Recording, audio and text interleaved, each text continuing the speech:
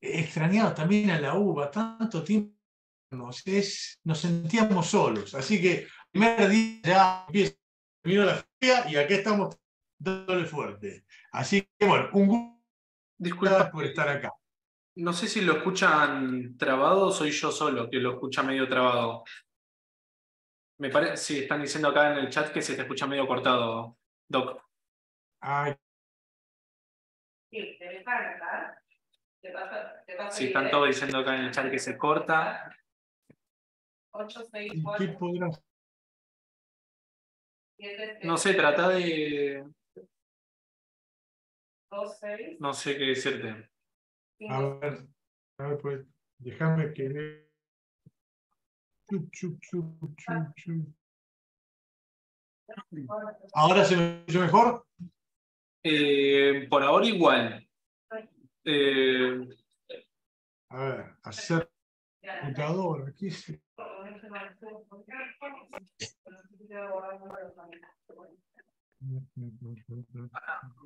a ver, yo ahora te veo bien. No sé, a ver. Sí, pero no sé si me están escuchando. No, sí, se te corta el audio. Sí, vino por un segundito y se volvió a cortar. Sí.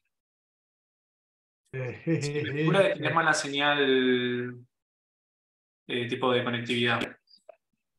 Ahora, que me fijo. Bueno, por ahora, por ejemplo, ahora te veo bien, pero cuando te sentás no sé por qué se traba.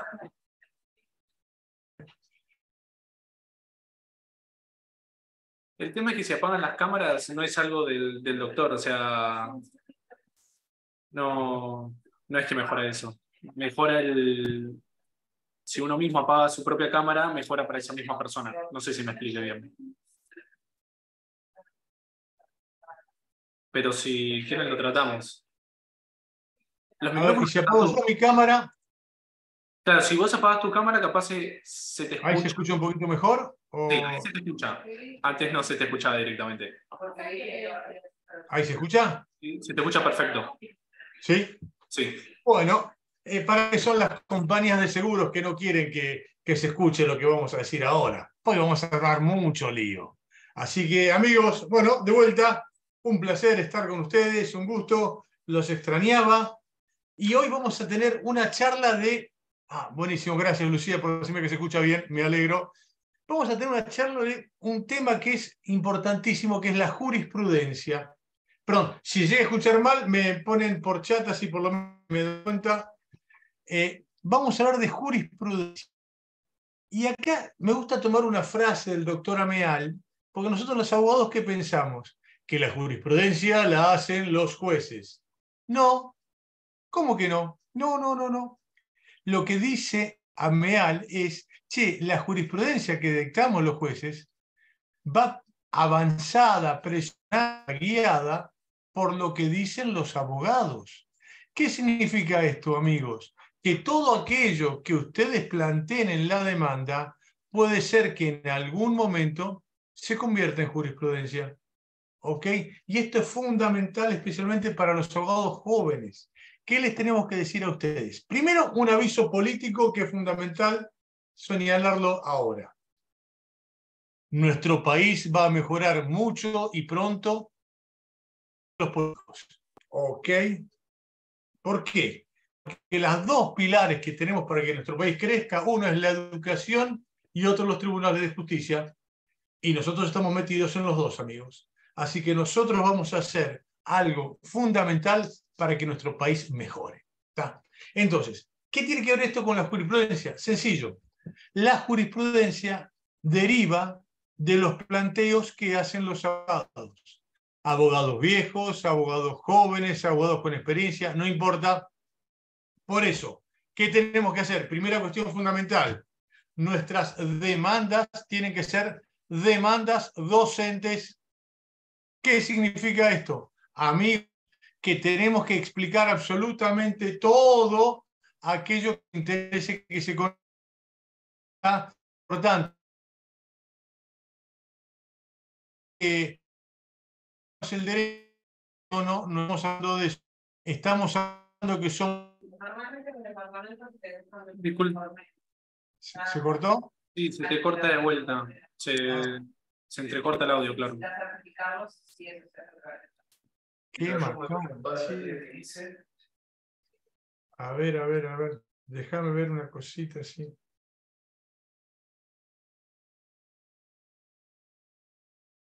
A ver si lo puedo ver por el celular.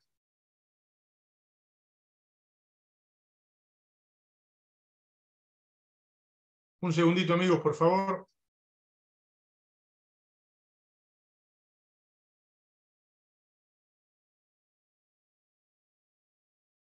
No, no, no, no. Bueno, traté. Ay, qué lástima. Bien.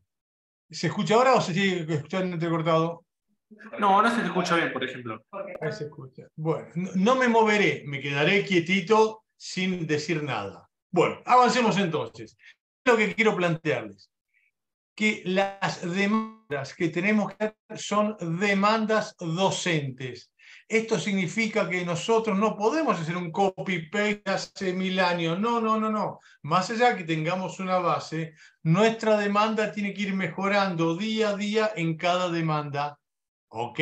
Entonces, ¿esto qué va a implicar? Más allá que el juez conoce el derecho, lo que nosotros le queremos plantear son cosas distintas. Acuérdense que cada vez que hablamos nosotros acá, decimos que nosotros no planteamos la teoría tradicional, sino que hablamos de herejía. Y herejía en latín significa armar quilombo, mental, cambiar lo que está. Por eso ahora es que vamos a hablar de la nueva jurisprudencia que se aplica a los consumidores, especialmente de seguros, y gracias a quién? A muchos de ustedes, colegas, que son los que hicieron planteos novedosos, extraños, atípicos, para tratar de lograr justicia y equidad. Entonces, reitero, los abogados de compañías de seguros son brillantes, son espectaculares, son los mejores del mundo y alrededor. Eso es buenísimo, es interesantísimo litigar, pelearte, discutir con alguien que sepa tanto. Por eso, para estar a la altura de las circunstancias, colegas, es que tenemos que hacer demandas docentes. ¿Qué significa esto? Demandas fundadas, estudiadas, pensadas, analizadas. Y les cuento algo. Acá está Miguel Ángel, está Jorge Ernesto, Gustavo. Cuando nosotros nos recibimos, teníamos excusas. No se hace justicia porque no hay normativa que ayude al consumidor. Hoy no es así. Tenemos toda la normativa del mundo para ayudar al consumidor.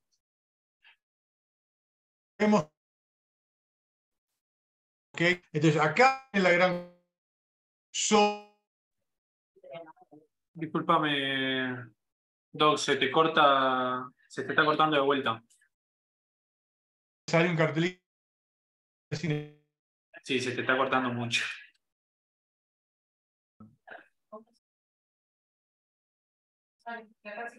A ver, trataremos de seguir hablando.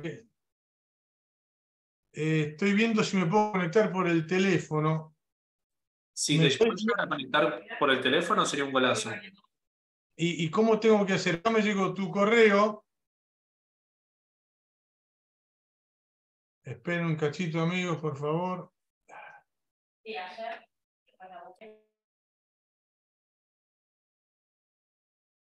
Me está pidiendo ID. Decime, Luca, por favor. ¿Cómo? Me está, Adrián, estoy en la charla. Está pidiendo el ID. El ID es 864 864 7001 7001 2655. 2655. Yo no escucho otras conversaciones, no sé qué dicen. O sea, yo me fijé y están todos con el micrófono deshabilitado. Los únicos que tenemos el micrófono habilitado es el doctor y yo. Así que no. A ver si aparece ahí. ¿Se sigue escuchando mal? Y acá me No, pide... por ahora se te escucha bien. Ah, sí, sí, se escucha una mujer, soy yo. Sí, sí, sí, sí, sí. Es acá de Bien, todo. bien, sí, se escucha algo ahí en el fondo. Correo electrónico. Para un cachito que me pide a ver si.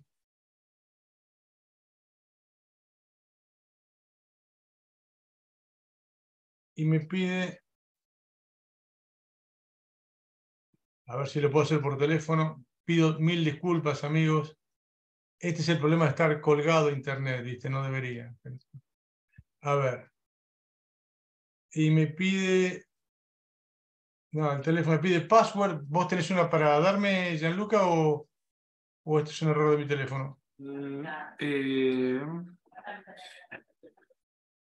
contraseña, a ver, ya te digo. Me pide password. No tengo la contraseña acá, tengo el ID y el link nada más. Dame el ID. ¿Ya me lo diste? Sí, ya te lo di el ID. Bueno, tratemos de seguir así, amigos. Pido disculpas. Ahora se te escucha Avancemos. bien. ¿Se escucha algo ahora o también mal? No, ahora se te escucha perfecto. Bien, perfecto. Entonces, avancemos. ¿Qué vamos a hacer? Queremos que esto sea estrictamente práctico, ¿ok? Entonces, vamos a hablar de aquellos fallos de jurisprudencia que realmente son leading cases y que han cambiado todo lo que figura en el tema de consumidores de seguros. Por cuestiones que no sabemos muy bien por qué, no suelen tener mucha publicidad. Pero amigos, por eso hicimos esta charla hoy justamente de jurisprudencia. Somos ya más de 300 colegas. Es decir, y esto va a ser algo que se va a ir potenciando si cada uno de nosotros va citando toda esta normativa. Y como queremos que esto sea federal, habida cuenta que muchísima gente es del interior, vamos a citar mucha jurisprudencia de cortes supremas provinciales que incluso son muchísimo más de avanzada que la que tenemos nosotros en la provincia. Uy, ¿se me cortó? ¿Se cortó? No, no, se te escucha, se te escucha. Perfecto, me apareció la pantalla. Buenísimo. Sigamos así. Bueno, amigos, ¿qué vamos a hacer? Tenemos algunos casos específicos, reitero, de Cortes Supremas de provincias que nos van a ir ampliando muchísimo los conceptos que tenemos. Primera cuestión que es un debate interesantísimo. Quiero que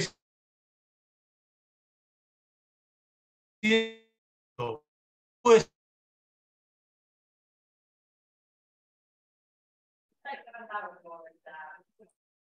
eso no se puede. ¿Qué dice la jurisprudencia? Sí, ¿cómo? Sí. Y esto no lo dice cualquier jurisprudencia. Por ejemplo, una de las mejores cortes supremas de Argentina es la Corte Suprema de Mendoza.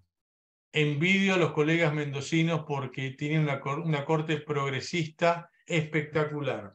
Y hay una sentencia justamente de la Corte Suprema de Mendoza, el fallo THA contra Andrada, que dice justamente que la víctima de un accidente de tránsito es un consumidor.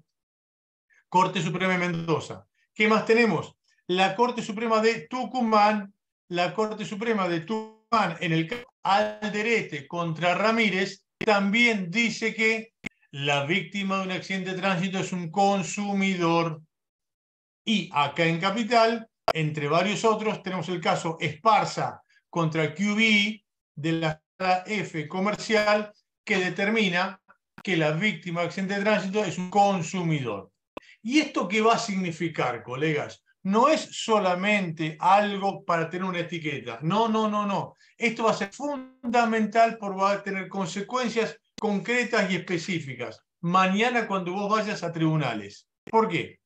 Esto tiene consecuencias. Esto va a depender obviamente de cada provincia y los códigos procesales, pero en términos generales, ¿qué podemos plantear? Consecuencias procesales y consecuencias... ¿Se sigue cortando? No, no, ahora se te escucha bien. Bueno, perfecto. Entonces, esto va a tener consecuencias procesales, consecuencias de fondo. Algunas consecuencias procesales, ¿cuáles son? Proceso gratuito, juicio abreviado, acción directa, cargas probatorias dinámicas, tutela anticipada. Va de vuelta. Cosas concretas para que puedas aplicar mañana en tribunales. Gratuidad, proceso gratuito, proceso abreviado, acción directos, cargas probatorias dinámicas. Fíjense la importancia que tiene esto para ir aplicándola. ¿Ok? En el tema procesal. Y en el tema de fondo, amigos, vamos a tener algo que es fundamental, la madre de todas las batallas, que es justamente la tutela anticipada. ¿Está? Perdón, los daños punitivos. Y acá, amigos, estamos en una cuestión que es determinante. ¿Por qué? ¿Qué son los daños punitivos? Acuérdense que es el gran tema, que esto nos va a dar una cuestión totalmente diferente. ¿Por qué? Ustedes recuerdan bien que los daños punitivos son aquellas sanciones que se aplican a una empresa cuando no cumple como corresponde. ¿Ok? Y acá vamos a tener que analizar muy concretamente que esto puede llegar a pasar justamente en el tema de compañías de seguros. ¿Está? ¿Por qué? Cuando la compañía de seguros no cumple en tiempo y forma como corresponde, ¿se le podrá aplicar daño punitivo? ¿Y qué dice la jurisprudencia? Sí. ¿Cómo? Sí. ¿Ok? Hay un fallo Castelli en Buenos Aires y varios más que vamos a ir viendo, donde creo que es el artículo 52 bis de la Ley de Defensa del Consumidor, establece daños punitivos. ¿Está? Y esto es fundamental. ¿Por qué? Porque vamos a ser sinceros. ¿Cuál es el motivo por el cual las compañías de seguros en Europa y en Estados Unidos pagan de manera oportuna y completa? ¿Porque hablan inglés? ¿Porque viven en el norte? ¿Porque son protestantes? ¿O porque les aplican daños punitivos? Adivina. Obviamente por los daños punitivos. Ok. Y acá viene el gran tema. Che, ¿y quién va a pedir aplicación de daño punitivo? ¿Lo puede hacer el juez de oficio? Algunos doctrinarios pensamos que sí, pero no te juegues a pedirlo. Vos el daño punitivo. Recordad el punitivo, la ley de... Discúlpame, otra vez se te está cortando.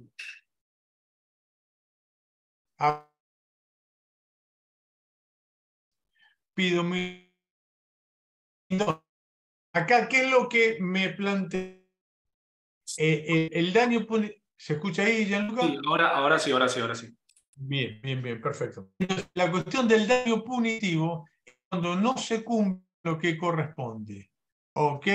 Y acá, más allá que nosotros criticamos muchísimo al Código Civil y Comercial porque tiene cosas que no son buenas, hay otras que son muy buenas. Y anotate por favor esto, el artículo 1724. El artículo 1724 cambia el concepto de lo que era dolo. En la época de Vélez Sarsfield, el dolo era la intención de producir el daño.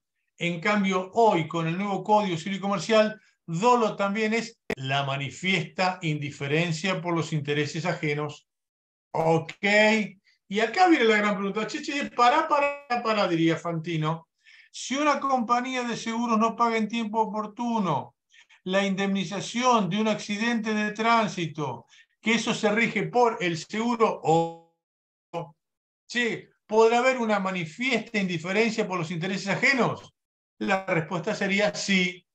Y si la respuesta es sí, ¿se le puede aplicar daño punitivo? Por supuesto sí. Ok.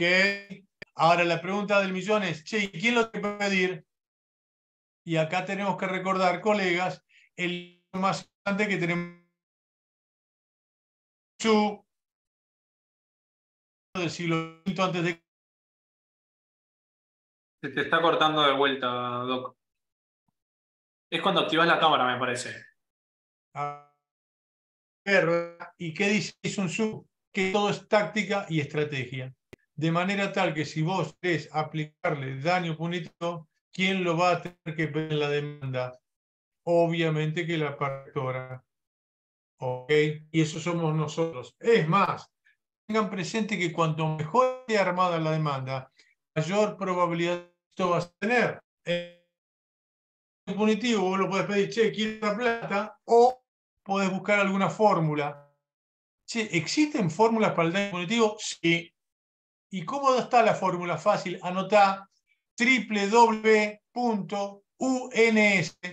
Universidad Nacional del Sur, que es donde tenemos a los doctrinarios más importantes de Argentina de análisis económico del derecho, como Matías Irigoyen Testa, Hugo Aciarri, Pamela Tolosa, el amigo, que es un joven doctrinario, Irigoyen Testa, desarrolló una fórmula para daño punitivo.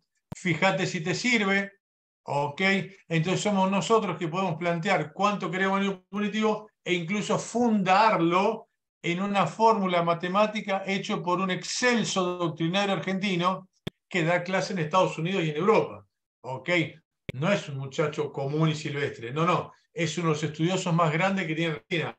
Reitero, Matías Irigoyen Testa, también Hugo Aciarri, Pamela Tolosa, la Universidad del Sur, Bahía Blanca, es de lo mejor que tenemos en Argentina. ¿Ok? Entonces, primera cuestión fundamental. Podemos válidamente pedir que se considere a la víctima un consumidor. ¿Y esto por qué podemos pedirlo? Esta jurisprudencia, ¿en qué se supone?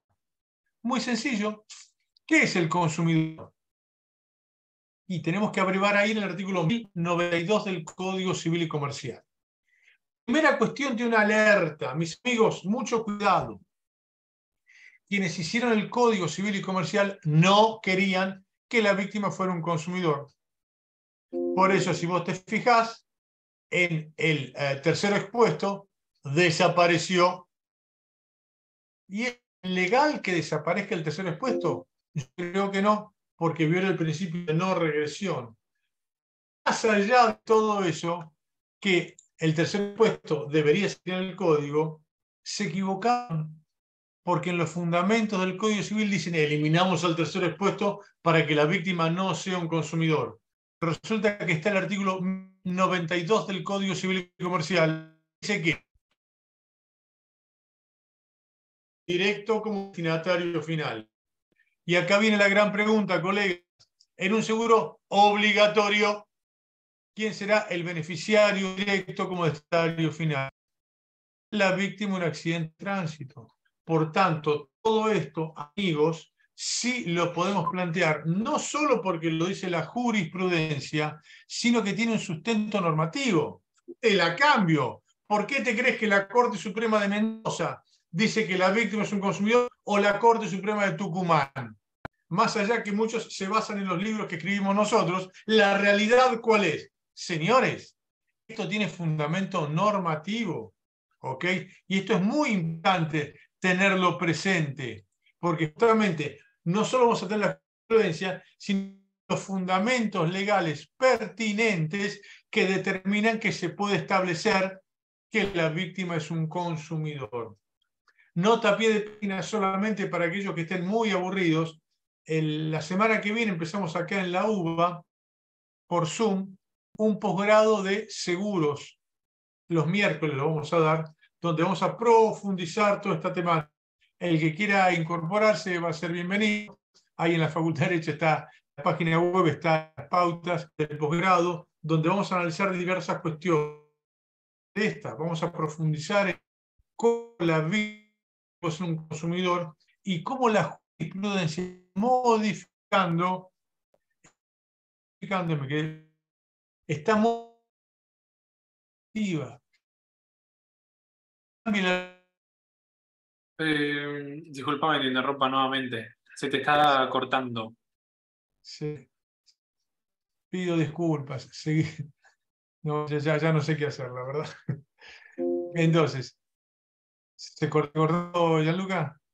Ahora se te escucha bien. El tema es que cuando activas la cámara. Si no, deja la cámara desactivada y habla tipo así, como una voz en off. Bueno, me parece un podcast. Bueno, avancemos entonces, sigamos.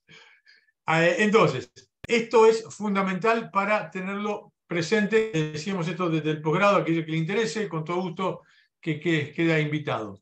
¿Y qué queremos hacer? Profundizar todo esto. ¿Por qué? Porque yo no quiero que la ley de seguros me la modifiquen, porque le temo mucho a la corporación de las compañías de seguros, el aspecto corporativo. Entonces, ¿qué podemos plantear? Que se vaya modificando la ley de seguros de acuerdo a la jurisprudencia. Primera cuestión fundamental. más allá que los libros tradicionales dicen que la víctima no es un consumidor, ¿qué dice la jurisprudencia? Sí es un consumidor. Primer punto. Segundo tema fundamental para la parte práctica de ustedes en tribunales. La actualización monetaria de la suma asegurada.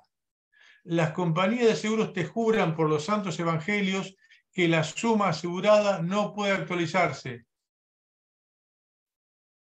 No es así. Sí se puede actualizar, sin duda. ¿Ok? ¿Y esto de dónde surge? Surge de lo que es una obviedad. Necesariamente la suma asegurada se tiene que ir actualizando de acuerdo a las pautas que se establezcan. Recuerden ustedes, cuando pidas la actualización monetaria de la suma asegurada, no te olvides de pedir la inconstitucionalidad de la ley que determina la no actualización. Para aquellos que son jóvenes les voy a contar un chiste de mal gusto. Hace unos años, con un peso argentino, comprabas $1. Acá en los libros de historia vas a ver que es así. Parece mentira, pero es cierto. Hoy necesitas 500 pesos para comprar $1 o más aún. La pregunta es, antes se decía que no había actualización monetaria porque un peso era $1. Hoy es 500 a 1. Che, ¿habrá cambiado algo?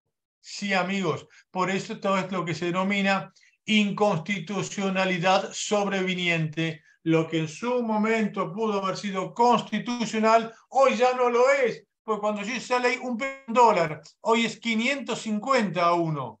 ¿Habrá variado algo? Sí, por supuesto. ¿Ok? Entonces vos fíjate el tema de la actualización monetaria y acá sí tenemos que tener muy en cuenta aquellos que trabajen en la provincia de Buenos Aires, que la Suprema Corte de la provincia de Buenos Aires en varios fallos ya ha determinado la actualización monetaria de la suma asegurada. Entre otros tenés el fallo Martínez Emir contra Boito. Y acuérdense que los fallos de la Corte Suprema de la provincia son obligatorios. ¿Ok? Entonces esto es determinante. Y hay también varios fallos de cámaras de apelaciones que han establecido la actualización monetaria de la suma asegurada. La sugerencia estratégica, ¿cuál sería?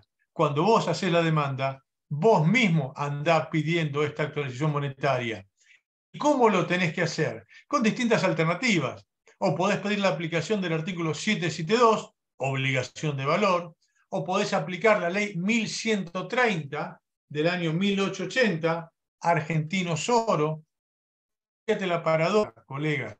En Argentina no tenemos una moneda sobre el peso argentino, también tenemos el argentino oro, y el argentino oro se va actualizando trimestralmente por el Banco Central. Entonces, cuando vos hagas algún tipo de reclamo, pedí que te apliquen el argentino oro, porque eso es de aplicación estricta normativa hoy en Argentina. ¿Ok? Fíjate qué tema interesante está. Es más, entre nosotros, la Corte Suprema dice que la suma asegurada no se actualiza. Pero vos viste que para presentar el recurso extraordinario, cada vez tenés que pagar más. ¿Y cómo voy a tener que pagar más si no se actualiza? ¿Qué hizo la Corte Suprema? Dice, los montos no se actualizan, se adecúan. ¿Perdón? Se adecúan. ¿Y qué significa adecuar? Dice la Corte, no Waldo, ¿eh? Si se toman pautas objetivas que sean razonables, es válido ir cambiando los guarismos. Estamos hablando justamente de la suma asegurada. Entonces ustedes mismos tienen que plantear actualización monetaria o adecuación monetaria. Y la adecuación monetaria tiene sustento en la propia Corte Suprema de Justicia de la Nación. Nota a pie de página. Amigos, estamos en la UBA, somos casi 350 colegas. La UBA se caracteriza por el pensamiento disruptivo, por pensar libremente, por pensar distinto. Por tanto, la pregunta es, che, ¿podemos criticar a la Corte Suprema de Justicia de la Nación? ¿Cuál es la respuesta? Sí, por supuesto. Mientras lo hagamos con respeto y con fundamento, por supuesto que se puede criticar a la Corte Suprema. Porque como me dijo un viejo profesor mío cuando yo era alumno, el abogado no es más que el juez, pero tampoco menos. ¿Ok? Por tanto, nosotros tenemos todo el derecho para alegar lo que sea en defensa de nuestro cliente. Y acá sí que vamos a criticar uno de los peores fallos de la historia de la Corte Suprema, el fallo Flores. Cada vez que a vos la compañía de seguros te alegue el fallo Flores, tenés que ir a romperle los dientes a ese fallo. Es un fallo horrible. Muy rápidamente les cuento, porque vamos a hablar de jurisprudencia, la buena y la mala. Y este fallo muy malo, ¿qué dice? Que una suma asegurada de 30.000 pesos, fijada en el año 1992, que esos 30.000 pesos eran $30.000, Suprema, un cuarto, 5 años después, pesos, ¿cuánto era en suma asegurada? Dice la Corte Suprema, 30.000 pesos después de 25 años son 30.000 pesos.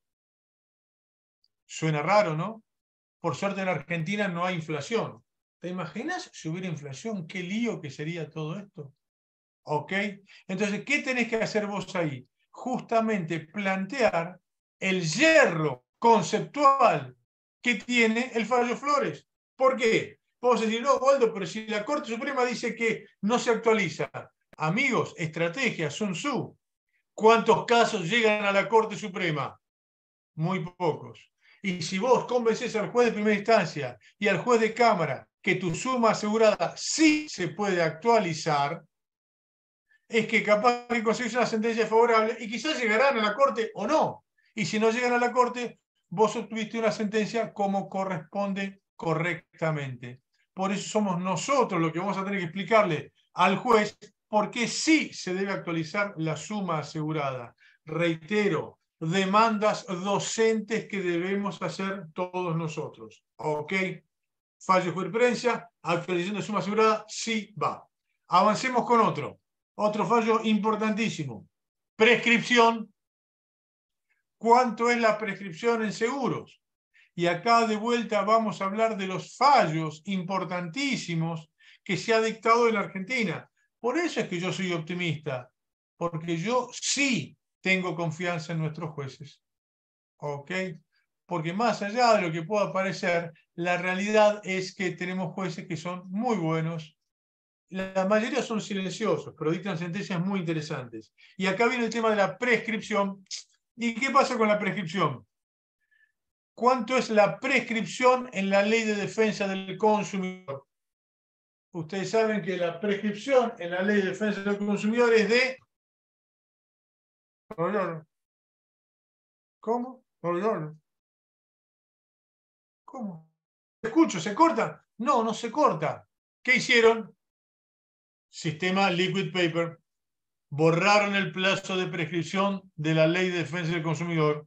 Por eso Argentina es el único país del mundo y alrededores, incluyendo Júpiter y Saturno, cuya Ley de Defensa del Consumidor no tiene plazo de prescripción.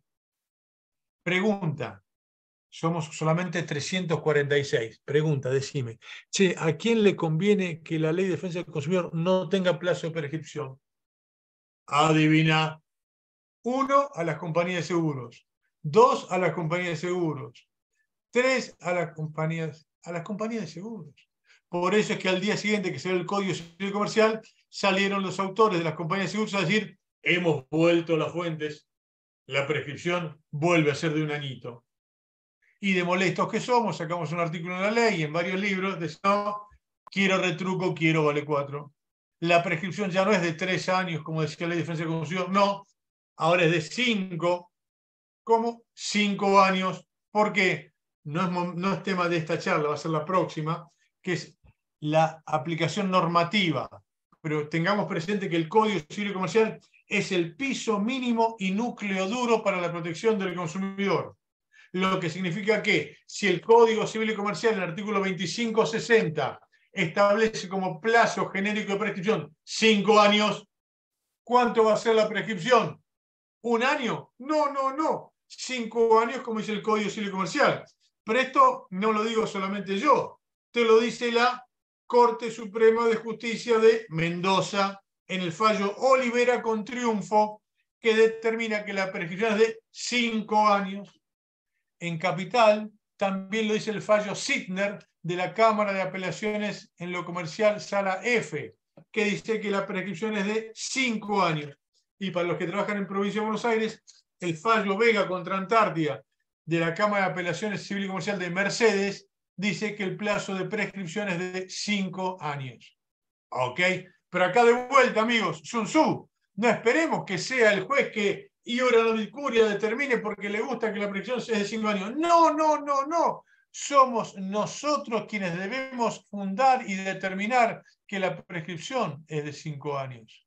Se comprende, acá está el tema de nuestra participación, que tenemos que abogar por nuestros clientes para que justamente se aplique la mejor jurisprudencia que hoy tenemos vigente. No digamos, no, que el juez la busque. No, no, no estamos cumpliendo con nuestra función entonces. Somos nosotros los que tenemos que hacer todo eso para que el juez lo tenga más claro. Ayudemos a la justicia. ¿Y cómo ayudamos a la justicia? Aplicando la moderna jurisprudencia que ya existe en esta cuestión.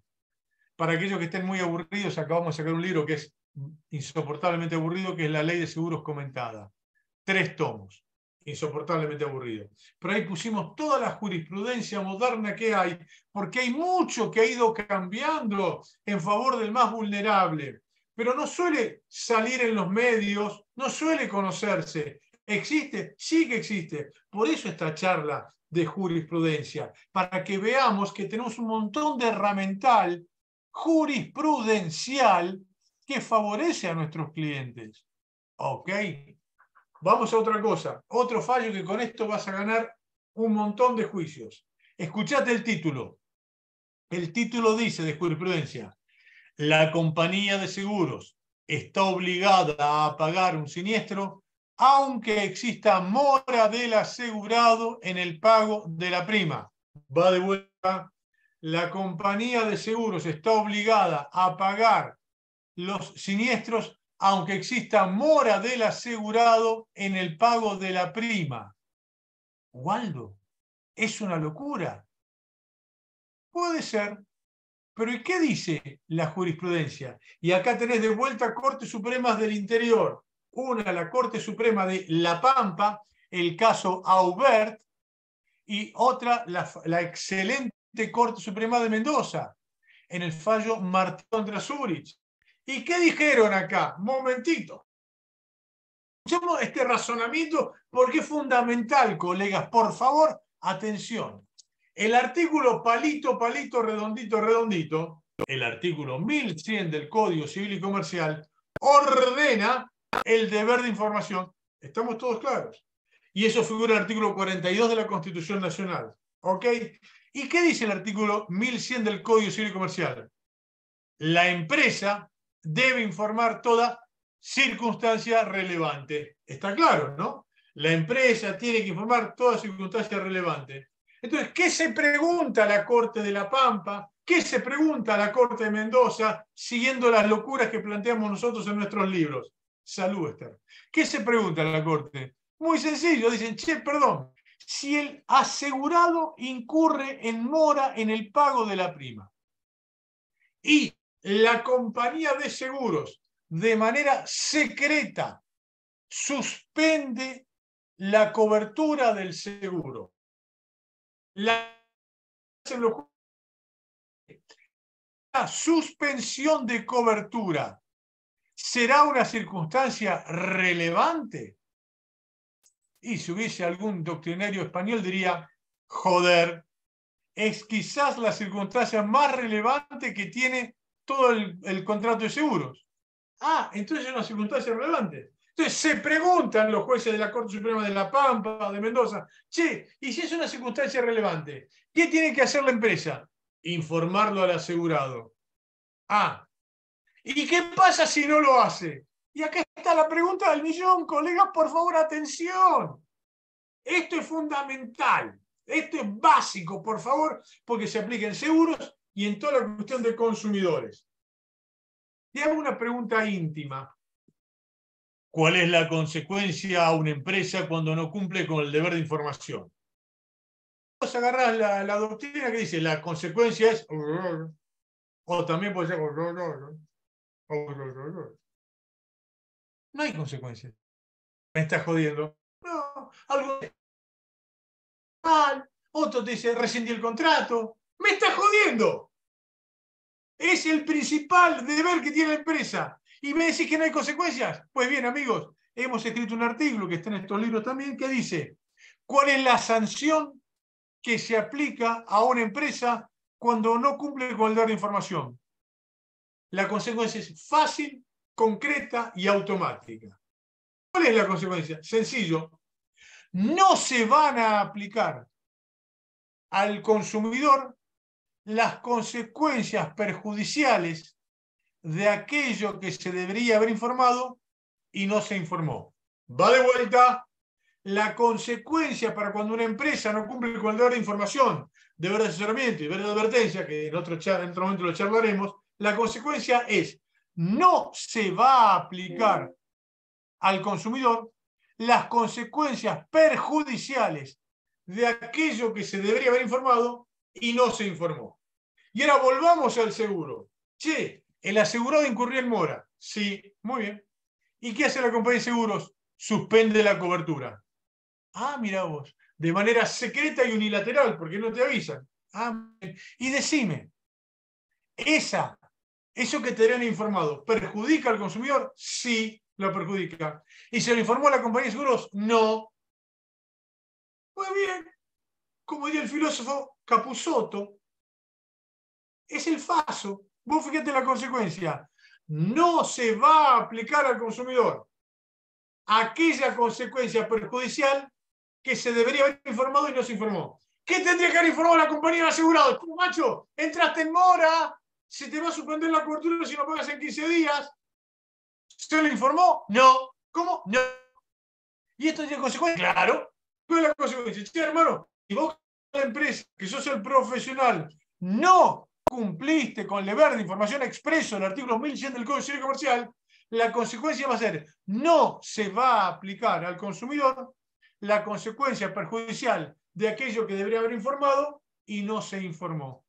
Concretamente, vos, colega trabajando en tribunales, ¿qué significa esto? Muy sencillo, que si cuando vos reclamás a un tercero o tu cliente tiene un siniestro y la compañía alega mora del asegurado en el pago de la prima, vos vas a tener que decir, perdón, che, compañía de seguros, ¿vos informaste la mora del asegurado?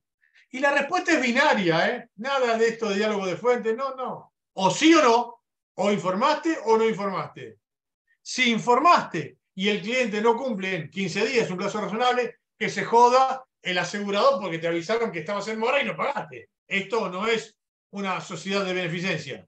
Pero, si la compañía de seguros no informó, es que se tiene que hacer cargo de su incumplimiento legal. Y como consecuencia de ello, yo lo planteo en mis libros, y lo dice la Corte Suprema de La Pampa y la Corte Suprema de Mendoza, entre tantos tribunales, señores, si usted no cumplió con el deber de información, en latín, jódase, hágase cargo de las consecuencias. Si usted debería informado y no lo hizo, tiene que atenerse a las consecuencias. ¿Y cuál es la consecuencia? Que no se le va a aplicar al consumidor la consecuencia perjudicial de aquello que se debería informado y no se informó. Fíjense qué importante que es esto. ¿Esto qué te va a significar a vos? Por eso insistimos con la parte práctica. A vos esto te significa, en tu juicio, si la compañía de seguros alegó que hay mora, vos vas a tener que decir, señor juez, no informaron esto. Y si no informaron esto, la mora no se va a aplicar. Por eso hemos inventado una nueva categoría que se denomina mora informada. ¿Qué es la mora informada? Que no alcanza con que vos dejes de pagar tu cuota, sino que esa mora tiene que ser informada. La empresa se lo tiene que informar al asegurado, bajo apercibimiento legal que lo ordene el Código Civil y Comercial en el artículo 1100 del Código Civil. Si vos no cumplís con ese deber de información, como hay una teoría propia de la compañía de seguros que no cumplió con su obligación, no puede aplicarse la teoría como si hubiera cumplido, porque no cumplió. Y acá viene el tema para aquellos que son colegas de compañías de seguros. Me dicen, no, Waldo, pero la ley de seguro dice esto. No, ¿vos te crees que yo voy a estar avisándole a cada asegurado cuando demora? Sí. No sé qué les pasará a ustedes, pero yo soy profesor de la UBA, así que cada tanto, a principio de mes, me llega un correíto de la tarjeta de crédito. Doctor Sobrino, usted está en mora, no pagó la tarjeta. Uy, otra vez me olvidé. Y la pregunta es, che, ¿por qué? Porque el banco me puede avisar cuando yo estoy en mora y no me lo puede avisar la compañía de seguros. ¿Habrá alguna diferencia ontológica de naturaleza jurídica? No. La compañía de seguros no te avisa por una cuestión muy clara. Y esto lo he hecho por escrito, no solo en esta charla. ¿Qué hace la compañía de seguros que no es seria? Muy sencillo. Cuando el asegurado entra en mora, inmediatamente hace nada. No hace nada. ¿Por qué no hace nada? Sencillo, porque si vos no tenés siniestro, luego te van a pretender cobrar el seguro porque vos siempre te gusta el seguro vigente. Pero plan B, si vos sí tuviste un siniestro, sacan de la galera el plan B y dicen, no, perdón, discúlpeme, su cobertura fue suspendida de manera automática y secreta. Ergo, usted no tenía cobertura. Esto en mi barrio se llama mala fe. ¿Ok? Y por eso es que te sancionan las Cortes Supremas de la Pampa y me dicen, no, macho, si a vos, porque encima lo más interesante de todo, ¿cuánto es el costo de la compañía de seguros de informarle al asegurado que esté en mora? El costo es 0. ¿Cómo? 0. Automáticamente te pueden avisar sin que sea ningún costo para ellos. Entonces, ¿esto qué es? Mala fe. ¿Ok? No hay transparencia. Es más, para mí ni siquiera es mala fe solamente. Para mí es dolo. Epa, Waldo, mirá que te están grabando, ¿eh? Somos 360 colegas. Y vos decís que la compañía de seguros que no avisa actúa con dolo. Sí, pero no lo digo. No. Lo dice el Código Civil y Comercial. Artículo 1724 infine. ¿Qué es el dolo? La manifiesta indiferencia por los intereses ajenos. Y acá viene la pregunta concreta, colegas.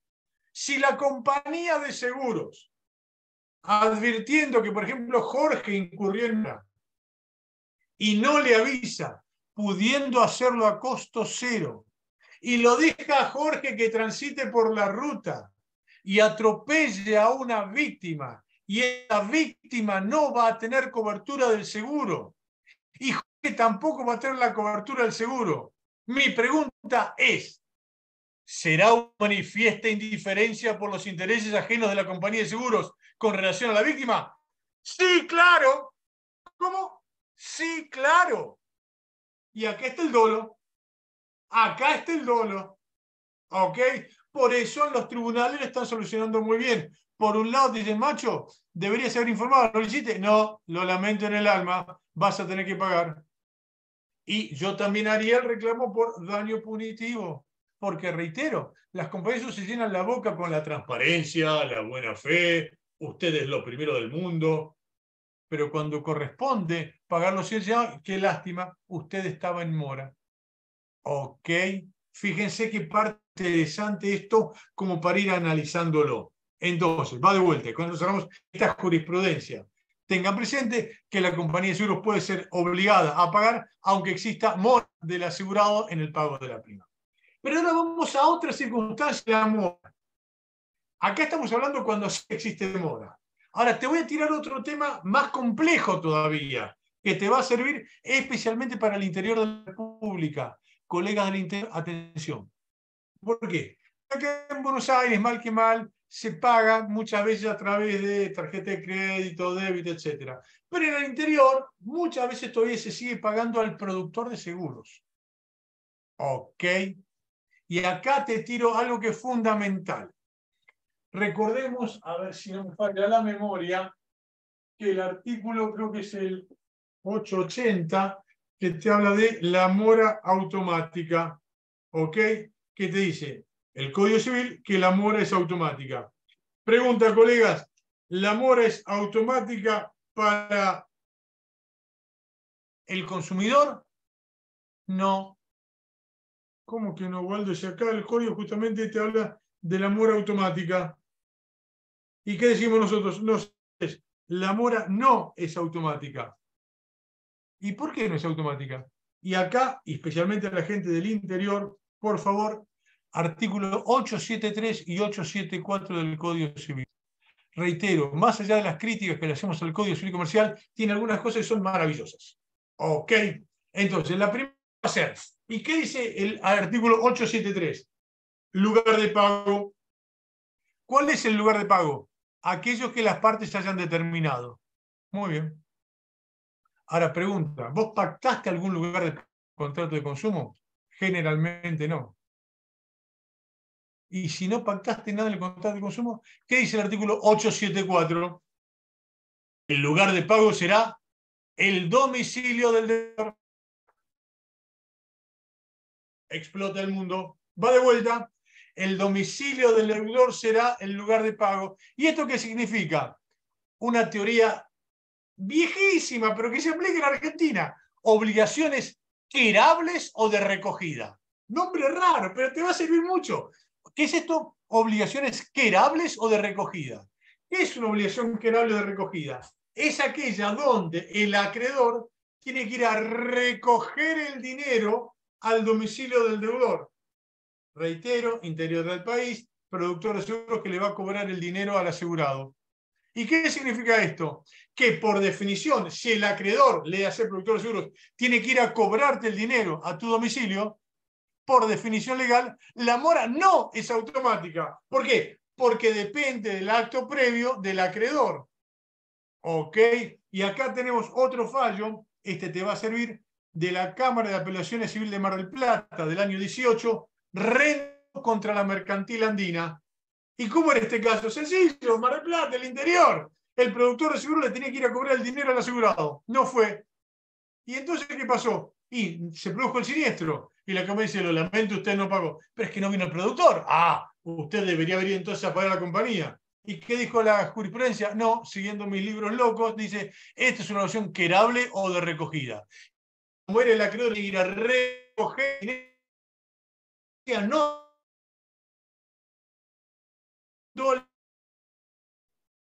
porque hay una mora previa del actor que no pasó a retirar el dinero por el domicilio del deudor.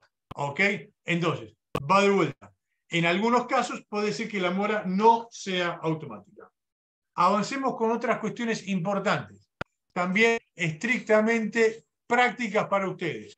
Pregunta, si yo les consulto, che, ¿quién es el que tiene que defender al asegurado cuando hay un juicio de accidente de tránsito?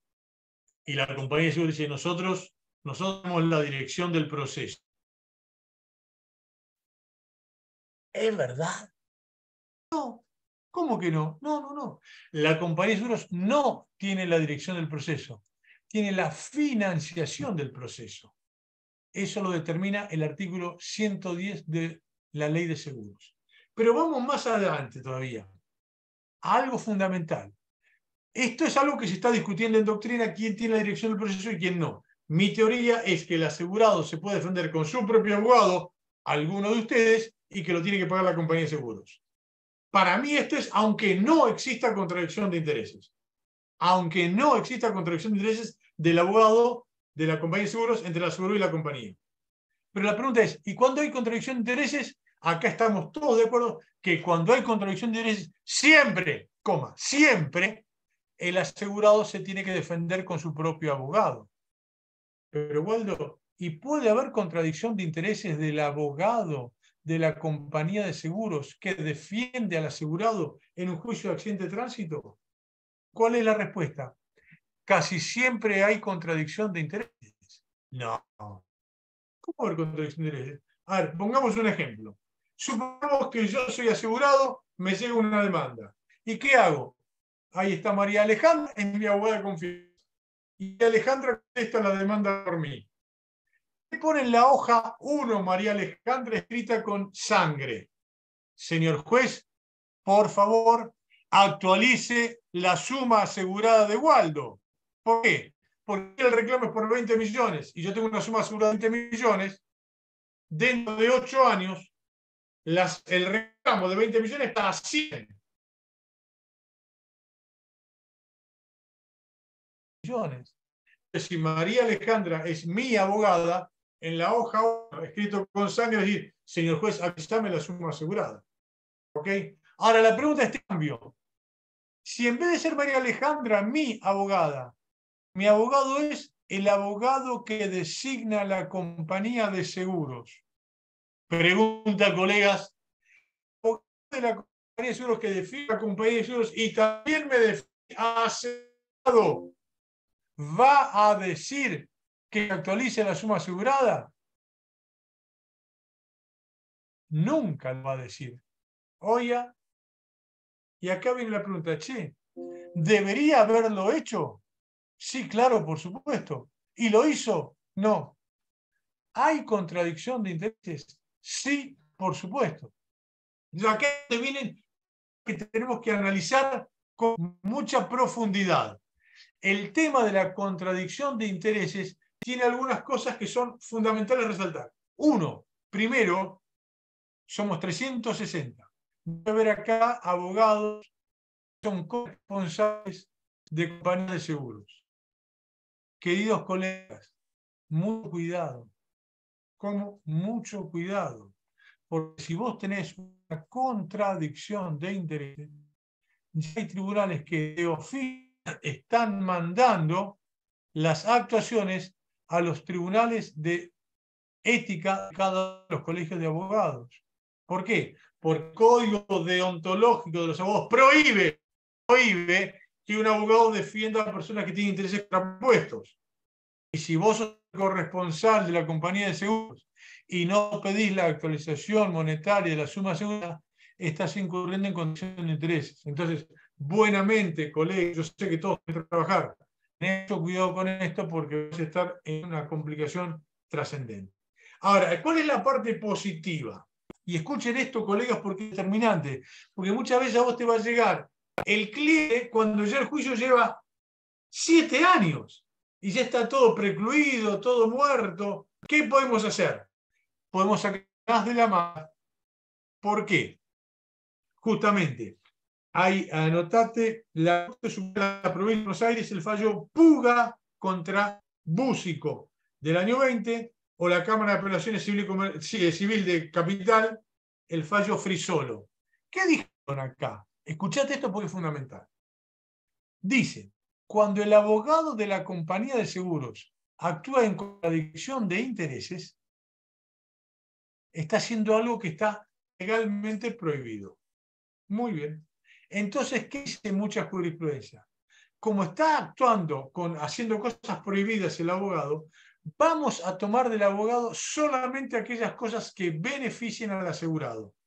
Entonces, los tribunales toman que hay un seguro de responsabilidad civil vigente.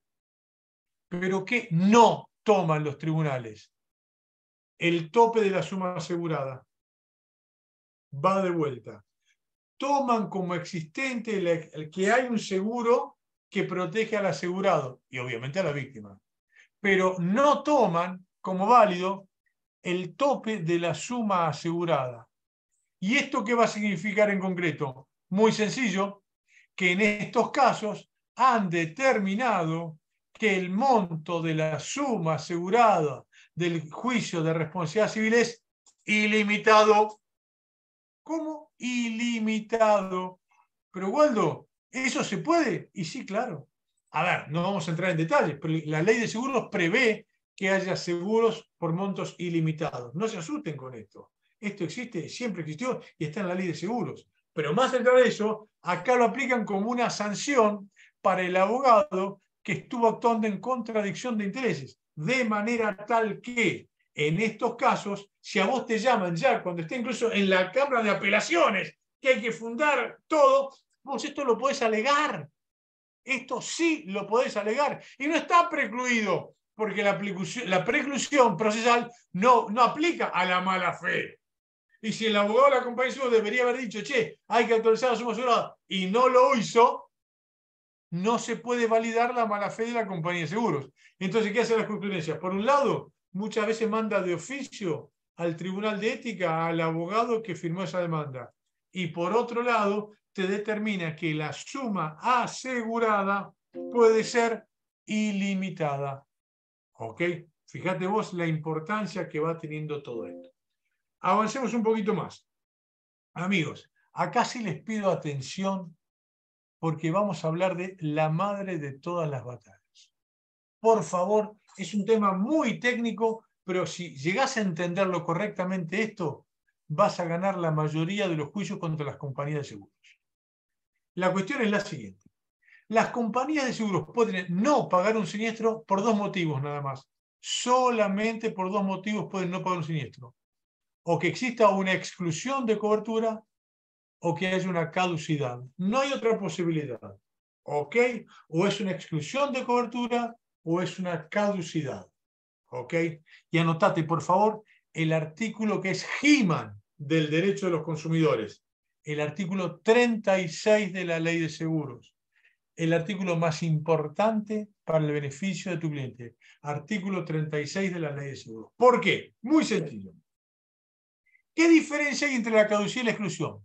Primero, ¿se igualan en qué? En que si hay una caducidad o hay una exclusión, la compañía puede legalmente no pagar el siniestro. Ah, caramba. ¿Y por qué es tan importante la distinción, Waldo? Sencillísimo. Y escuchemos bien, por favor. Atención. La caducidad es subjetiva. ¿Qué significa esto? Que es una sanción para el asegurado.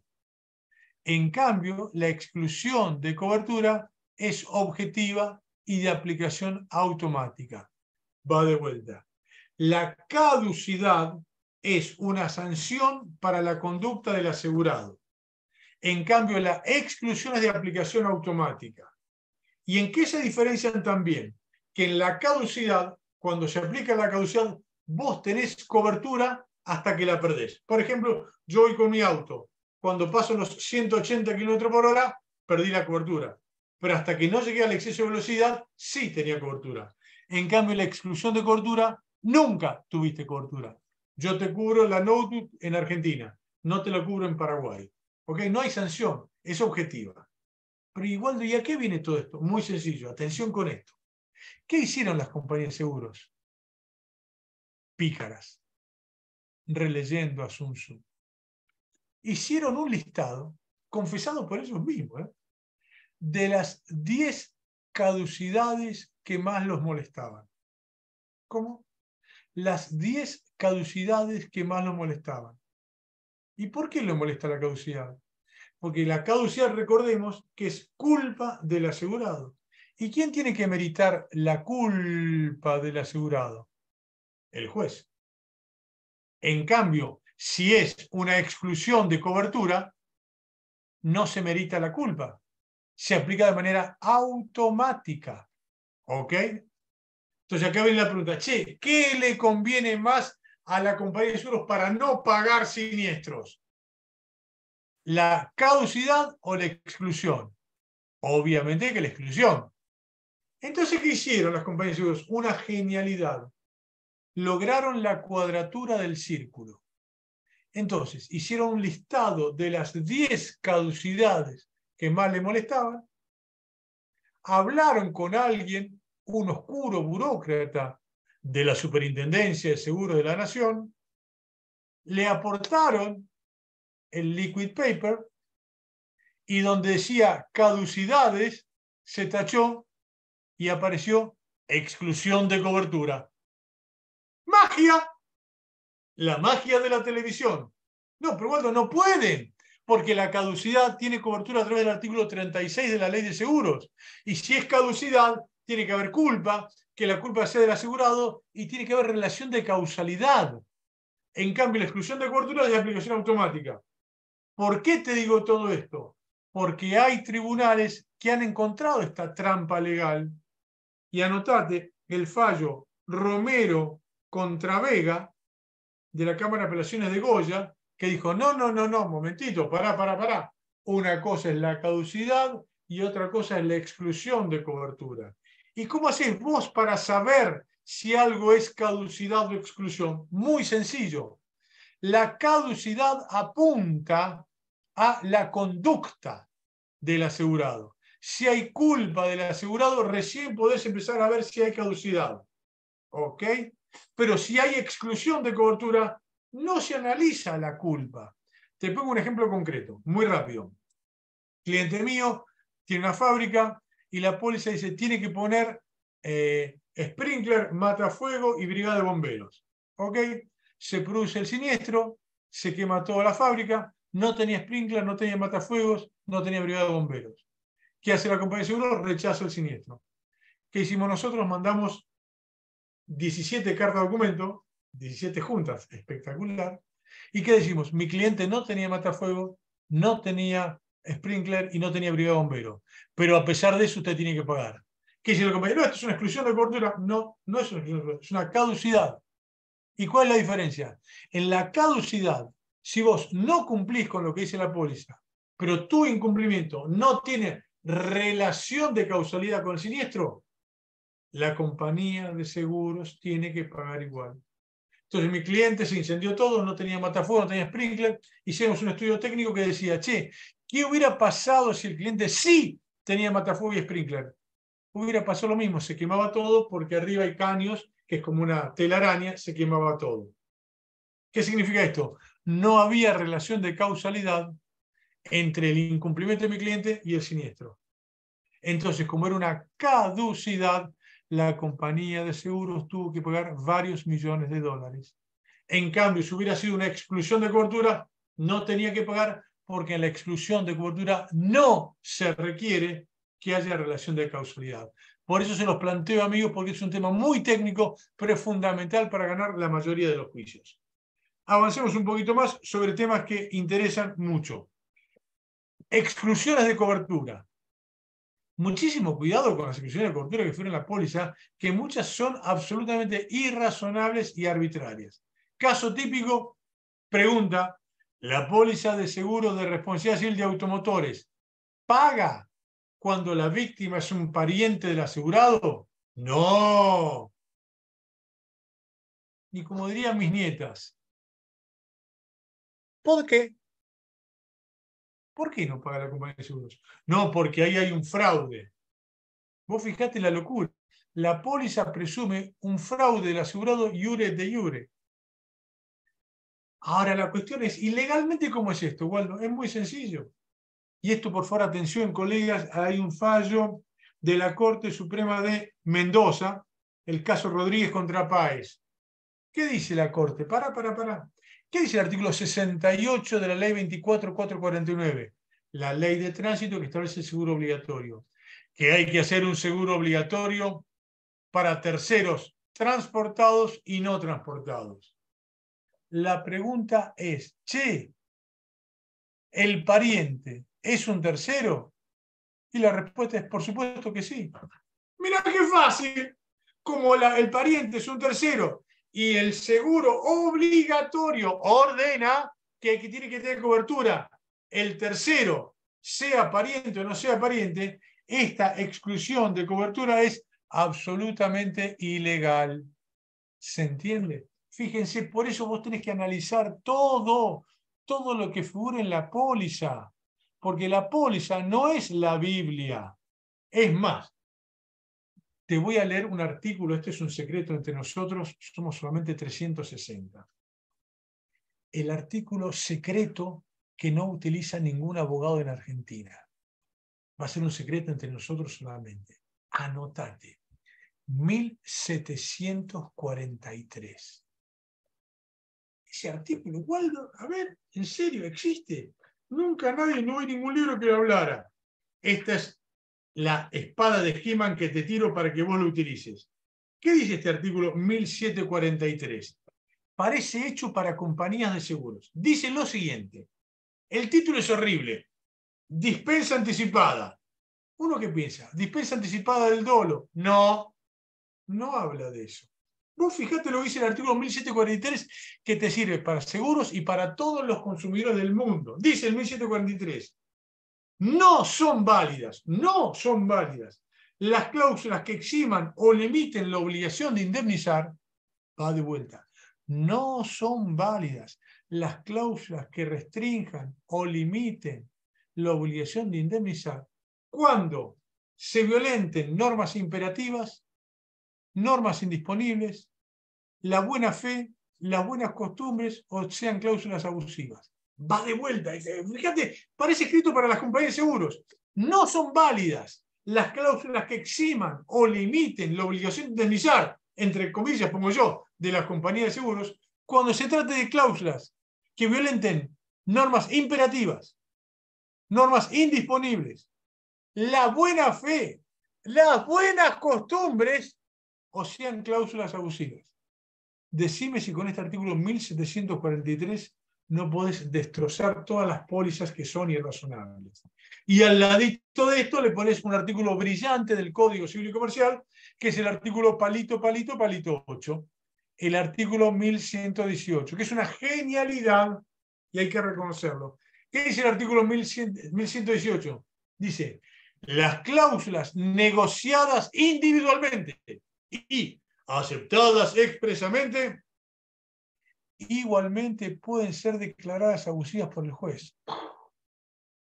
No existe más el pacta sunt servanda en los consumidores. Va de vuelta, colegas, atención.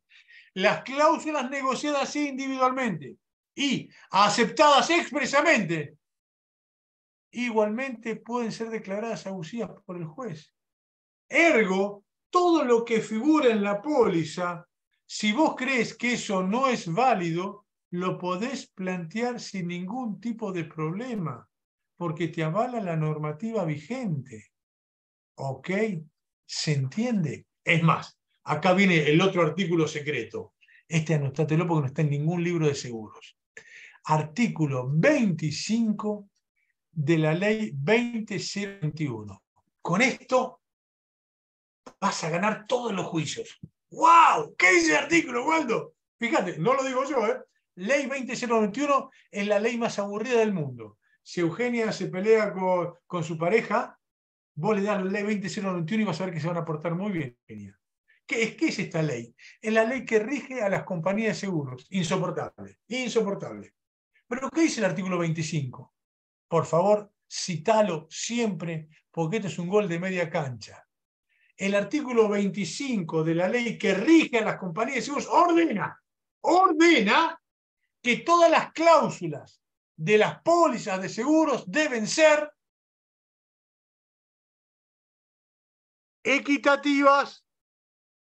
Va de vuelta la ley que rige a las compañías de seguros, la 20091. En el artículo 25 ordena legalmente que las cláusulas de la póliza de seguro deben ser equitativas. Ergo, si la cláusula es inequitativa o es injusta, es ilegal. Es el faso, diría Capusotto. Fíjate qué sencillo. Lo establece la ley que rige a las compañías de seguros. No es que estamos inventando cosas raras. Es la ley que rige a las compañías de seguros. Dice, si no son equitativas, son ilegales. Ley 20091, artículo 25. Fíjate la importancia que tiene todo esto. Por eso cuando les digo, colegas, tenemos muchísima normativa para aplicar en favor del consumidor, pero muchísima. Lo que pasa es que la tenemos que plantear nosotros. Aquellos, no sé si todos son abogados de la UBA. Aquellos que no son abogados de la UBA, mi sugerencia es volver a cursar la carrera en la UBA porque es lo más grande del mundo. La UBA tiene una mística que no tiene ninguna otra en el mundo. Pero tenemos algunos pequeños problemas. Uno de nuestros problemas, ¿cuál es? La materia seguros es la última bolilla de comercial.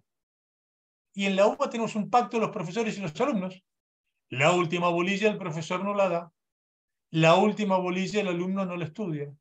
La última bolilla en el examen no se toma. Ergo, todo el mundo es virgen en seguros en la UBA. Por eso yo tengo un CPO que se llama justamente tutela del asegurado, donde hacemos todo esto y ahora tenemos el posgrado de seguros porque queremos seguir defendiendo al consumidor. ¿Ok? Pero ¿qué les quiero plantear con esto? Amigos, tenemos muchísima normativa que nos ayuda para proteger a nuestro cliente, pero tenemos que elaborar. ¿Cómo? Tenemos que elaborar, acá me dice Orgullo Uva, claro que sí, Mónica. Tenemos que elaborar, colegas, y tenemos que hacer demandas docentes. Ok. Y si después a ver, vamos a ser honestos. Vamos a ser honestos. ¿Qué queremos los seres humanos? No hagan olas. No me complique la vida. Entonces mi pregunta es, si una compañía de seguros recibe 1000 demandas, y de las 1000 demandas hay una que es una demanda docente, fundada, analizada, pensada, bien hecha. Te hago una pregunta. Si vos fueras el gerente de legales de la compañía de seguro que tenés 999 demandas del montón y una que está muy bien hecha, vos, gerente legales, ¿cuál sería la primera que querrías transar? La que está bien hecha. Porque imagínate que después esa demanda se convierte en alguno de los leading case que no te estoy tirando. Flor de quilombo se arma. Entonces, si vos haces una buena demanda, si vos trabajás bien, tenés una mayor propensión a que tu juicio termine antes y mejor. Win-win. Gana tu cliente, ganas vos, ganamos todos. ¿Se entiende? Entonces, si trabajamos bien, estamos mejor parados. De ahí que tenemos que repensar todo. Tenemos que reanalizar todo. En la UBA nos caracterizamos por la rebeldía.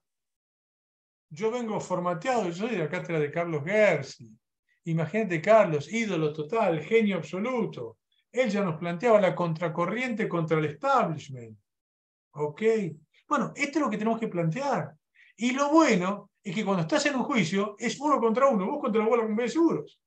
Oiga, che, qué interesante, estamos en igualdad de condiciones. Sí. Y el que haga una demanda mejor fundada tendrá mayor probabilidad de éxito. Y encima nosotros tenemos muchísimas normativas que nos ayudan. ¿Ok? Un par de cositas más que quiero que sea muy práctico esto. Pregunta. Competencia de las compañías de seguros. Esto es para la gente del interior. Te mata. Tu cliente vive en Jujuy, en Salta, hizo el seguro con una compañía de seguros de Buenos Aires. ¿Dónde tiene que litigar? En Buenos Aires. Eso en mi barrio se llama estafa. Pero no lo digo yo, ya lo decía Alperín. Alperín, cuando hizo el proyecto de ley de seguros, dijo: la prórroga de jurisdicción es lo peor que hay en el mundo porque obligás al pobre consumidor, al pobre asegurado, salir de su domicilio e ir a litigar al domicilio de la compañía de seguros. ¿Ok? Yo estoy esperando que algún día de esto las compañías truchas que hay por ahí dando vueltas pongan su domicilio legal en la Antártida. ¿Podrían? Y sí que podrían. ¿Y vos tenías que ir a litigar a la Antártida? Y sí. ¿Nos quedaría medio complicado? Sí. Pues bien, ¿qué dice la jurisprudencia ahora que está empezando a avanzar en esto? Anotate. Fallo Agüero contra Seguros Bernardino Rivadavia. Cámara de Apelaciones Comercial Sala D del año 22. Dice, pará. ¿La compañía de seguros tiene sucursales? Sí. ¿Y en las sucursales qué haces vos? Vendo seguros. Entonces la sucursal te sirve para vender seguros, pero cuando vos lo querés demandar en la jurisdicción de la sucursal donde vendés seguros, no, atrás Satanás, usted tiene que ir a mi casa matriz. ¿Qué dijo este fallo, Agüero? Abrevó en la realidad. Hermano, si vos pusiste una sucursal para vender más lo que es lícito, ¡perfecto! Bancátela también cuando te demandan. Es más, la compañía no tiene ningún perjuicio en litigar en Tucumán, en Jujuy, en Río Negro. ¿Por qué? Porque cuando hay un accidente de tránsito, que el accidente fue ahí, va a tramitar ahí el accidente de tránsito. Ergo, ellos tienen voz en todos lados. El que no tiene voz en todos lados, ¿quién es? El pobre imbécil del asegurado, que si vive en Jujuy, en Córdoba, y tiene que venir a litigar a Capital, es un dolor. O si mi cliente es de Triunfo y tengo que ir a litigar a Mendoza. ¿Por qué? Si Triunfo capaz que tiene una sucursal en Buenos Aires. Entonces, este fallo, Agüero, es buenísimo, ¿ok? Para que vayamos viendo el fallo que se llama Agüero contra Seguros Bernardino Rivadavia, Cámara de Apelaciones Comercial Sala D del año 22. Avancemos un poquito más. Otro tema inexplicable. acción directa no autónoma. ¿Qué significa esto? ¿Que vos, post víctima, podés demandar a la compañía de seguros? Sí, pero tenés que demandar al asegurado. ¿Ok? ¿Y eso está bien? A ver, analicemos. ¿Qué pasa en todo el mundo cuando hay seguro obligatorio? No hay obligación de demandar al asegurado. Argentina es casi el único país del mundo que hay que demandar al asegurado. Puta, qué originales que somos. ¿Todo el mundo estará equivocado o los equivocados seremos nosotros? ¿Ok? Claro, y si lo tenés al asegurado, demandalo, no hay problema. Ahora, ¿qué pasa si al asegurado se le ocurrió en el accidente, por ejemplo, morirse? Atropelló a tu cliente y se le ocurrió morirse. Uy, qué despelote, ¿qué hacemos? Pues bien, hay un caso, el caso Esparza contra QB, Sala Apelaciones, Sala F, comercial, año 21, donde un señor iba en su autito, vuelca y se lastima el hijo de él. ¿Ok? Entonces vos fíjate cómo va cerrando todo. Y la pregunta es, che, el nene lastimado porque volcó el papá, ¿tiene cobertura del seguro? La cooperativa, como ellos dicen, no, atrás Satanás. No hay cobertura porque es un pariente. ¿Cuál es el fraude, hermano? Si volcó la camioneta casi se matan. ¿Ok?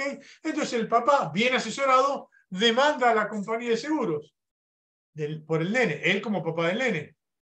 Demanda a la compañía de seguros y que le dice a la compañía de seguros, no, no aceptamos este juicio. ¿Por qué? Porque hay una acción directa no autónoma. Usted tiene que demandar al asegurado. Entonces el señor Esparza le dice, pero usted está borracho. Yo soy el asegurado. Entonces usted lo que me está planteando, yo como papá del nene demando a la compañía de seguros. ¿Usted quiere que yo me demande a mí mismo para citar en garantía a la compañía de seguros? Estamos todos borrachos. ¿Qué dijo la Cámara? Están todos borrachos. Por supuesto, dijo, aceptó la acción directa autónoma. ¿Ok? Que esta es una de las consecuencias, colegas, del hecho de que la víctima sea un consumidor. ¿Cómo? Claro. Si la víctima es un consumidor y estamos frente a una relación de consumo, pregunta, ¿a quién puede demandar el asegurado o el consumidor? A toda la cadena de comercialización. Ergo, si yo soy un consumidor de seguros, víctima, ¿podré demandar directamente a la compañía de seguros de manera autónoma? Sí. Reitero, si lo tenés a mano el asegurado, demandable al asegurado. Pero si por esas circunstancias no lo podés demandar, tenés las alternativas como para ir avanzando. Esto es lo que quiero que tengamos, que abramos la cabeza, que tenemos un montón de cosas para defender a los consumidores. Y tenemos jurisprudencia que nos está ayudando en esto. La estrategia nuestra, Sun Tzu, ¿cuál es? Amigos, citemos nosotros la jurisprudencia que la tenemos. ¿Ok? ¿Qué otro temita? Y ya pasamos a las preguntas, así que aprovechamos hacer un ida y vuelta. Culpa grave. Y acá viene un tema importantísimo. Che, cuando hay culpa grave, ¿paga la compañía de seguros? Primera cuestión para los abogados que recién se reciben. Ojo, que muchas veces uno dice, voy a hacer este juicio y lo voy a matar a la compañía de seguros. Entonces voy a decir que el asegurado venía borracho, drogado y con 4 mujeres bailando el hula hula en el capó. Y uno dice, lo maté. Sun Tzu te llamaría y dice, vení, vení. Error estratégico. ¿Por qué? Hermano, porque el accidente de tránsito no se rige por la fuente subjetiva, es con la objetiva. Ergo, no tenés que probar la culpa. Es más, si exagerás con la culpa, te van a ligar culpa grave y la compañía de seguros no va a querer pagar. ¿Ok? Entonces, primera cuestión fundamental, y con esto ya vamos cerrando. Paga la compañía cuando hay culpa. Y leamos la ley de seguros. La culpa grave está en 2 artículos, el 70 y el 114. Tengamos muy presente que la ley de seguros se corta al medio en el artículo 109. A partir del 109 viene toda la parte de responsabilidad civil, que es un animal jurídico distinto a los seguros tradicionales. ¿Y por qué digo esto? Muy fácil. El artículo 70, para el seguro de incendio, robo, etcétera, dice, cuando hay culpa grave del asegurado, la compañía de seguros queda eximida de responsabilidad. Clarísimo y al pie. Artículo 70. Incendio, robo, etcétera. ¿Qué dice el artículo 114? También habla de la culpa grave. ¿Dice lo mismo? Por supuesto que no. Dice otra cosa totalmente distinta. Dice, Cuando hay culpa grave del asegurado, el asegurado pierde el derecho a la indemnidad. Es decir, que la compañía de seguros lo defienda. Pero no dice que la víctima pierde el derecho a la indemnización. Va de vuelta y lo explico.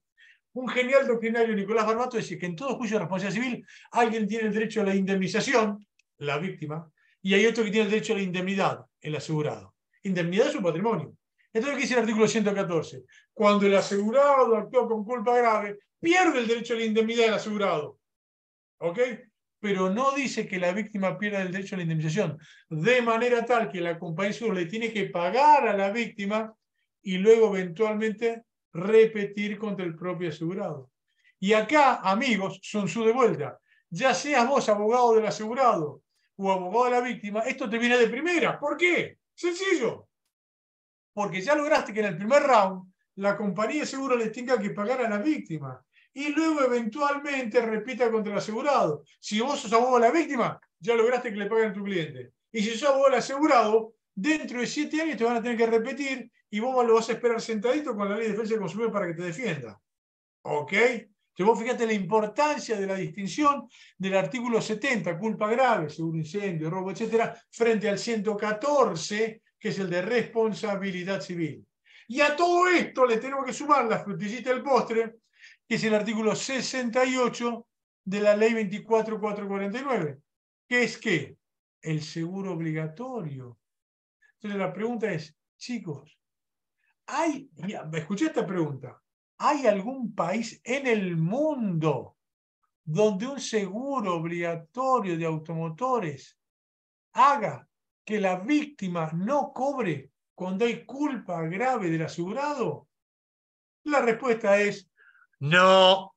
¿Cómo? No. Ninguno. Ninguno. Es más, hay países como España, que yo no lo quiero traer en Argentina, pero dicen que tiene que pagar la compañía de seguros incluso cuando hay dolo. ¿Cómo? Claro, un caso de jurisprudencia, un gallego odiaba al vecino y le dice al juez, pues estaba con el auto y lo veo al vecino. Lo miro, me mira, nos miramos. Y cuando yo voy a salir, él empieza a cruzar la calle y dije, esta es mi oportunidad. Aceleré y lo maté. ¡Pum! Lo odiaba, señor juez. Dolo clavado, confesado.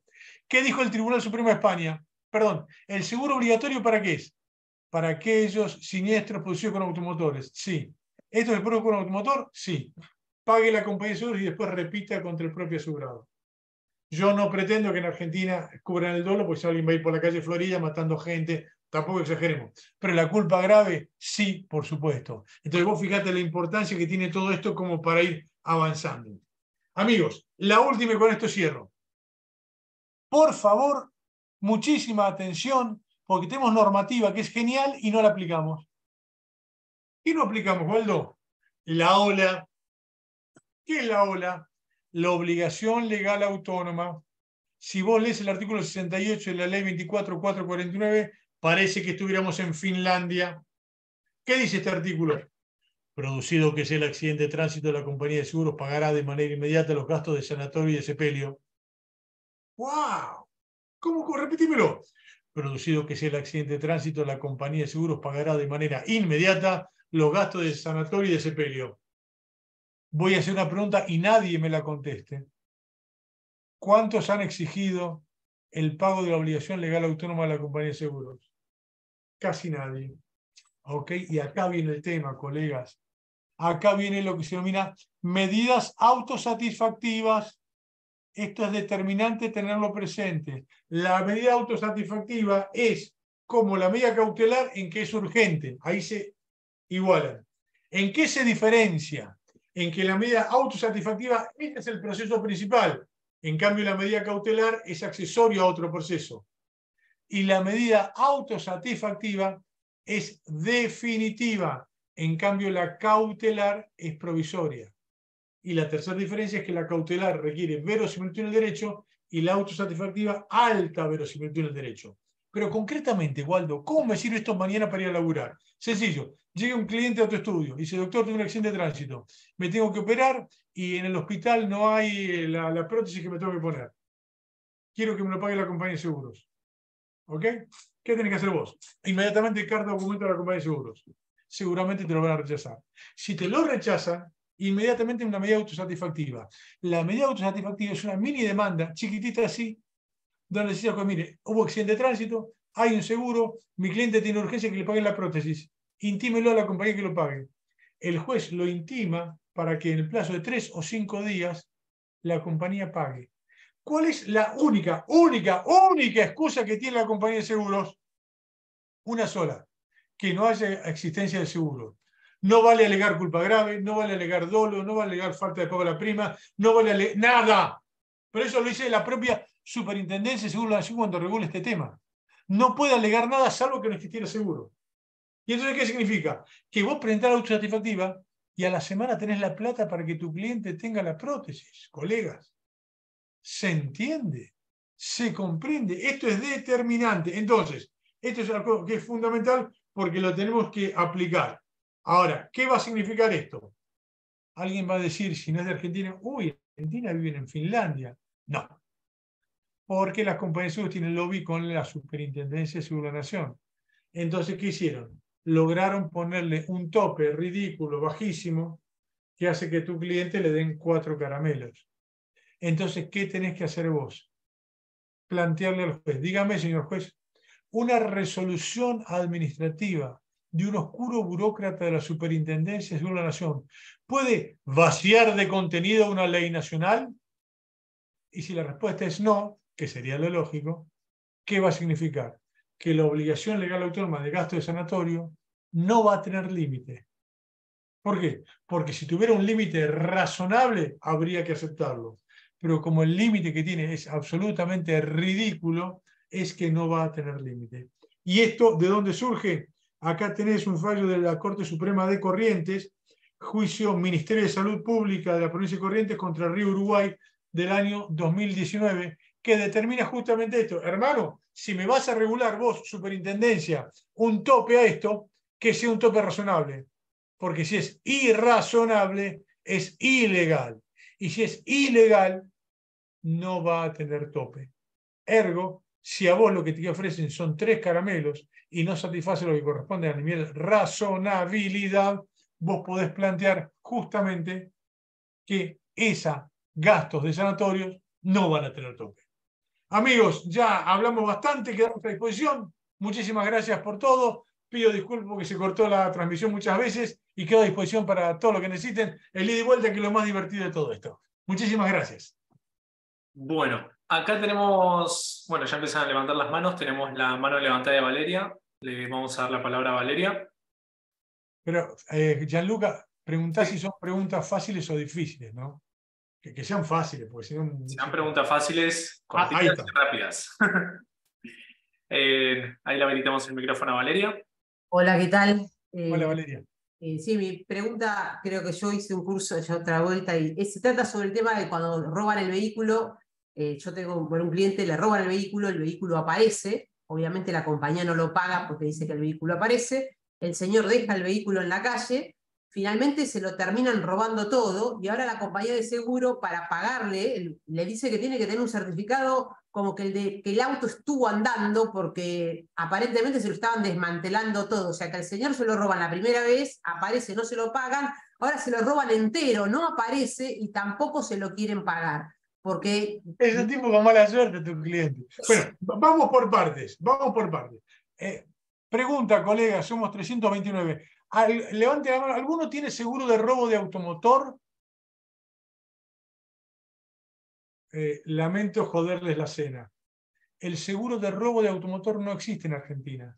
No, me estás jodiendo, Waldo. Si yo pago una póliza y dice robo de automotor, te están estafando. ¿Cómo me están estafando? Sí, claro, es muy fácil. Cuando yo era joven, iba a la Facultad de Derecho, el robo era un delito instantáneo. ¿Ok? Cuando venía el señor ladrón y te decía, dame el auto, dame, se produció el robo. A partir de ese momento se gatilla la cobertura. ¿Qué dice la compañía? No, chistecito. Vos fíjate, cuando te roban el auto, haces la denuncia, viene el gerente de siniestros, te abraza y te dice, hermano, te acompaño en el sentimiento.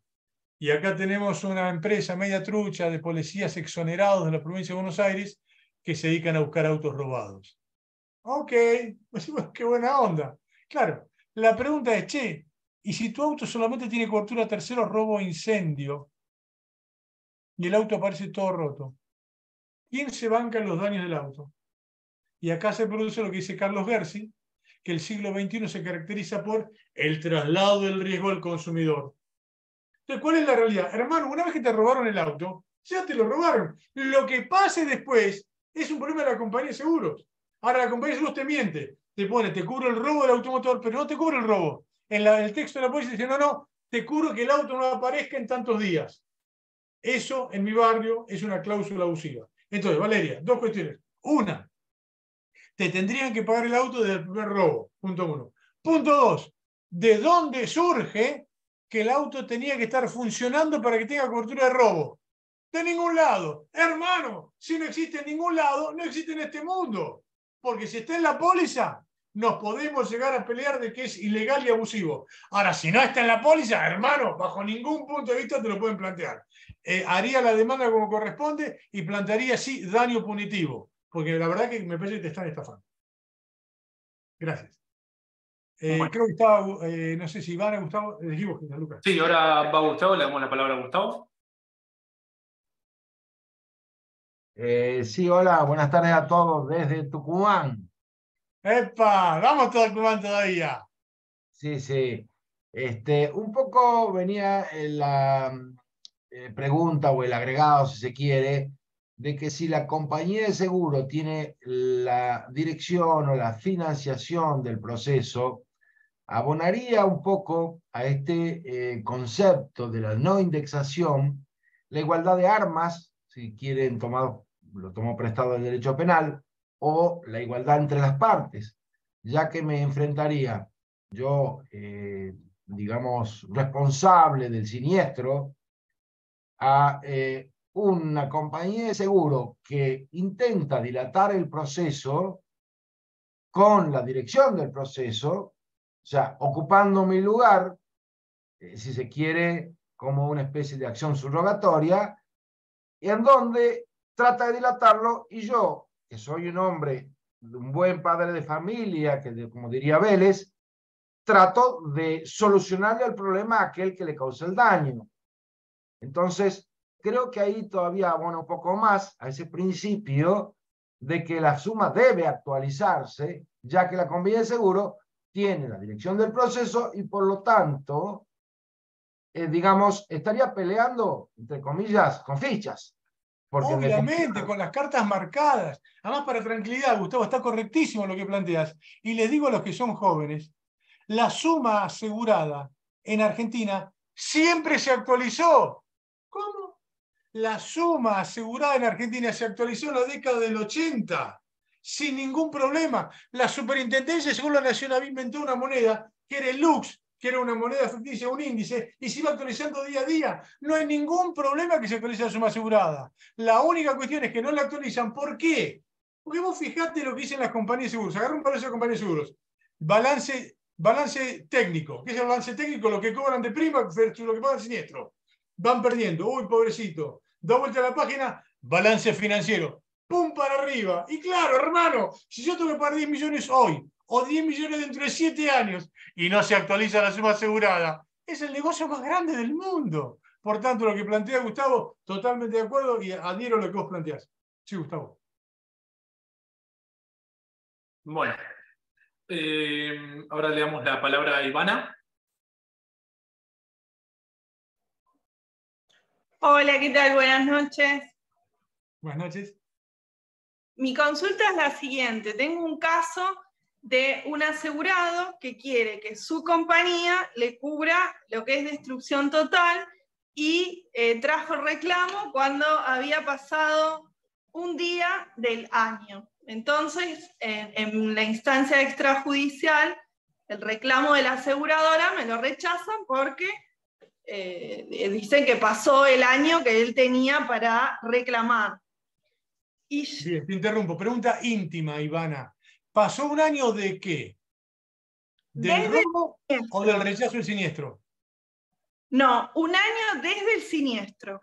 No, te están mintiendo. A ver, leamos el artículo 58 de la Ley de Seguros. Determina que el plazo de prescripción de un año, que es una porquería, pero ponele que apliques el año, no comienza cuando se puso el siniestro. No, porque cuando se puso el siniestro, vos, Ivana, abogada, no tenés expedita la vía para reclamar en la compañía. No. ¿Cuándo tenés expedita la vía?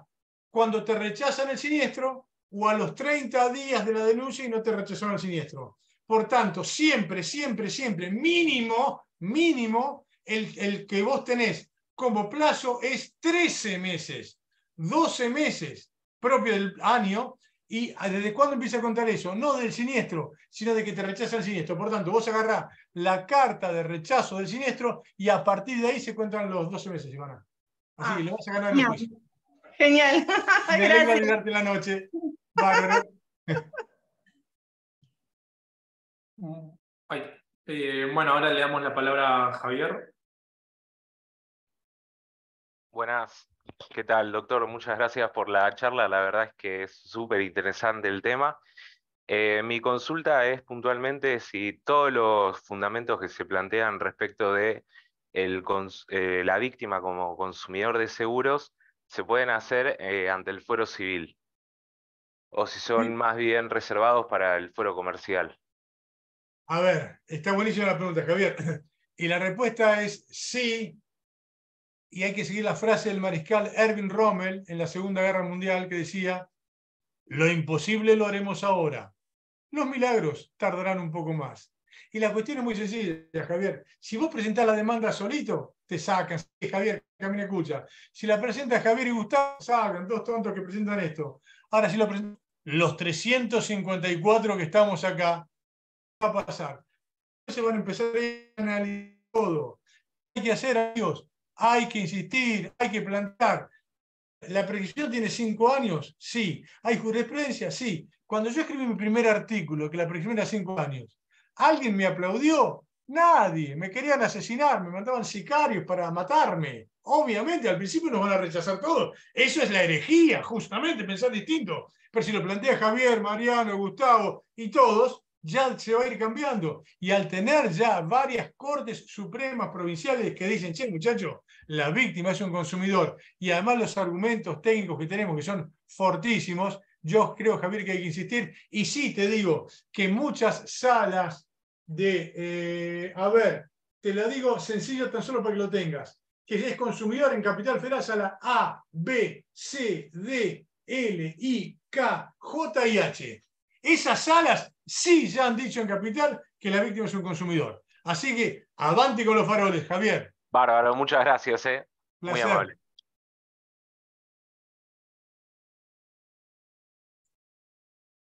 Bueno, le damos la palabra ahora a Mariano. Estás muteado, Mariano, ¿eh? Hola, ¿se escucha? Ahora sí.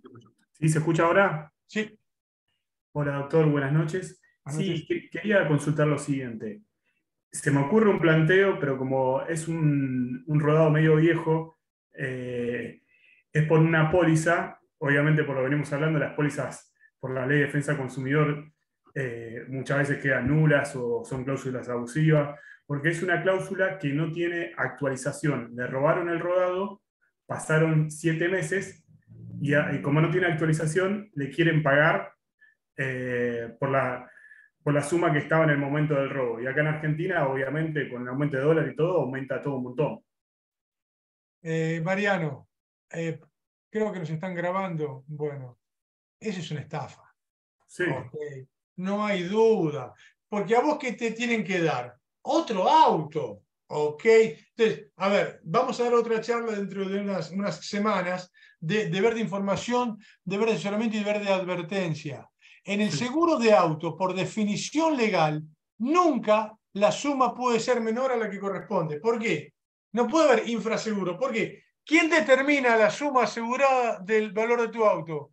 La compañía de seguro. Me estás jodiendo. Se equivoca la compañía de seguros, que es el profesional, y el que se banca el yerro es el cliente de Mariano. No, Es una Muchachos, locura. hay que ir al frente con todo eso, pedir daño punitivo, deber de información, deber de asesoramiento y deber de advertencia. Fíjate que hay artículos publicados en la ley que dice de esto, te va a servir muchísimo, no hay duda, hay que pegarle a eso, porque es una estafa.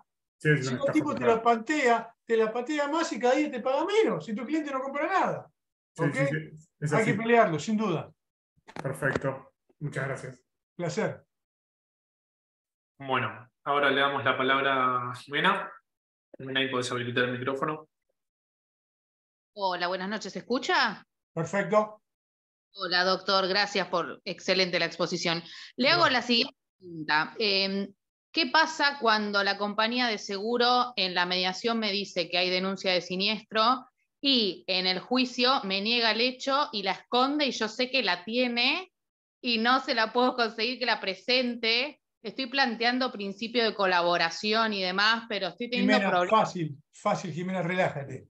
No sé si hablas latín, pero eso es MITC. Significa, me importa 3 carajos. ¿Por qué?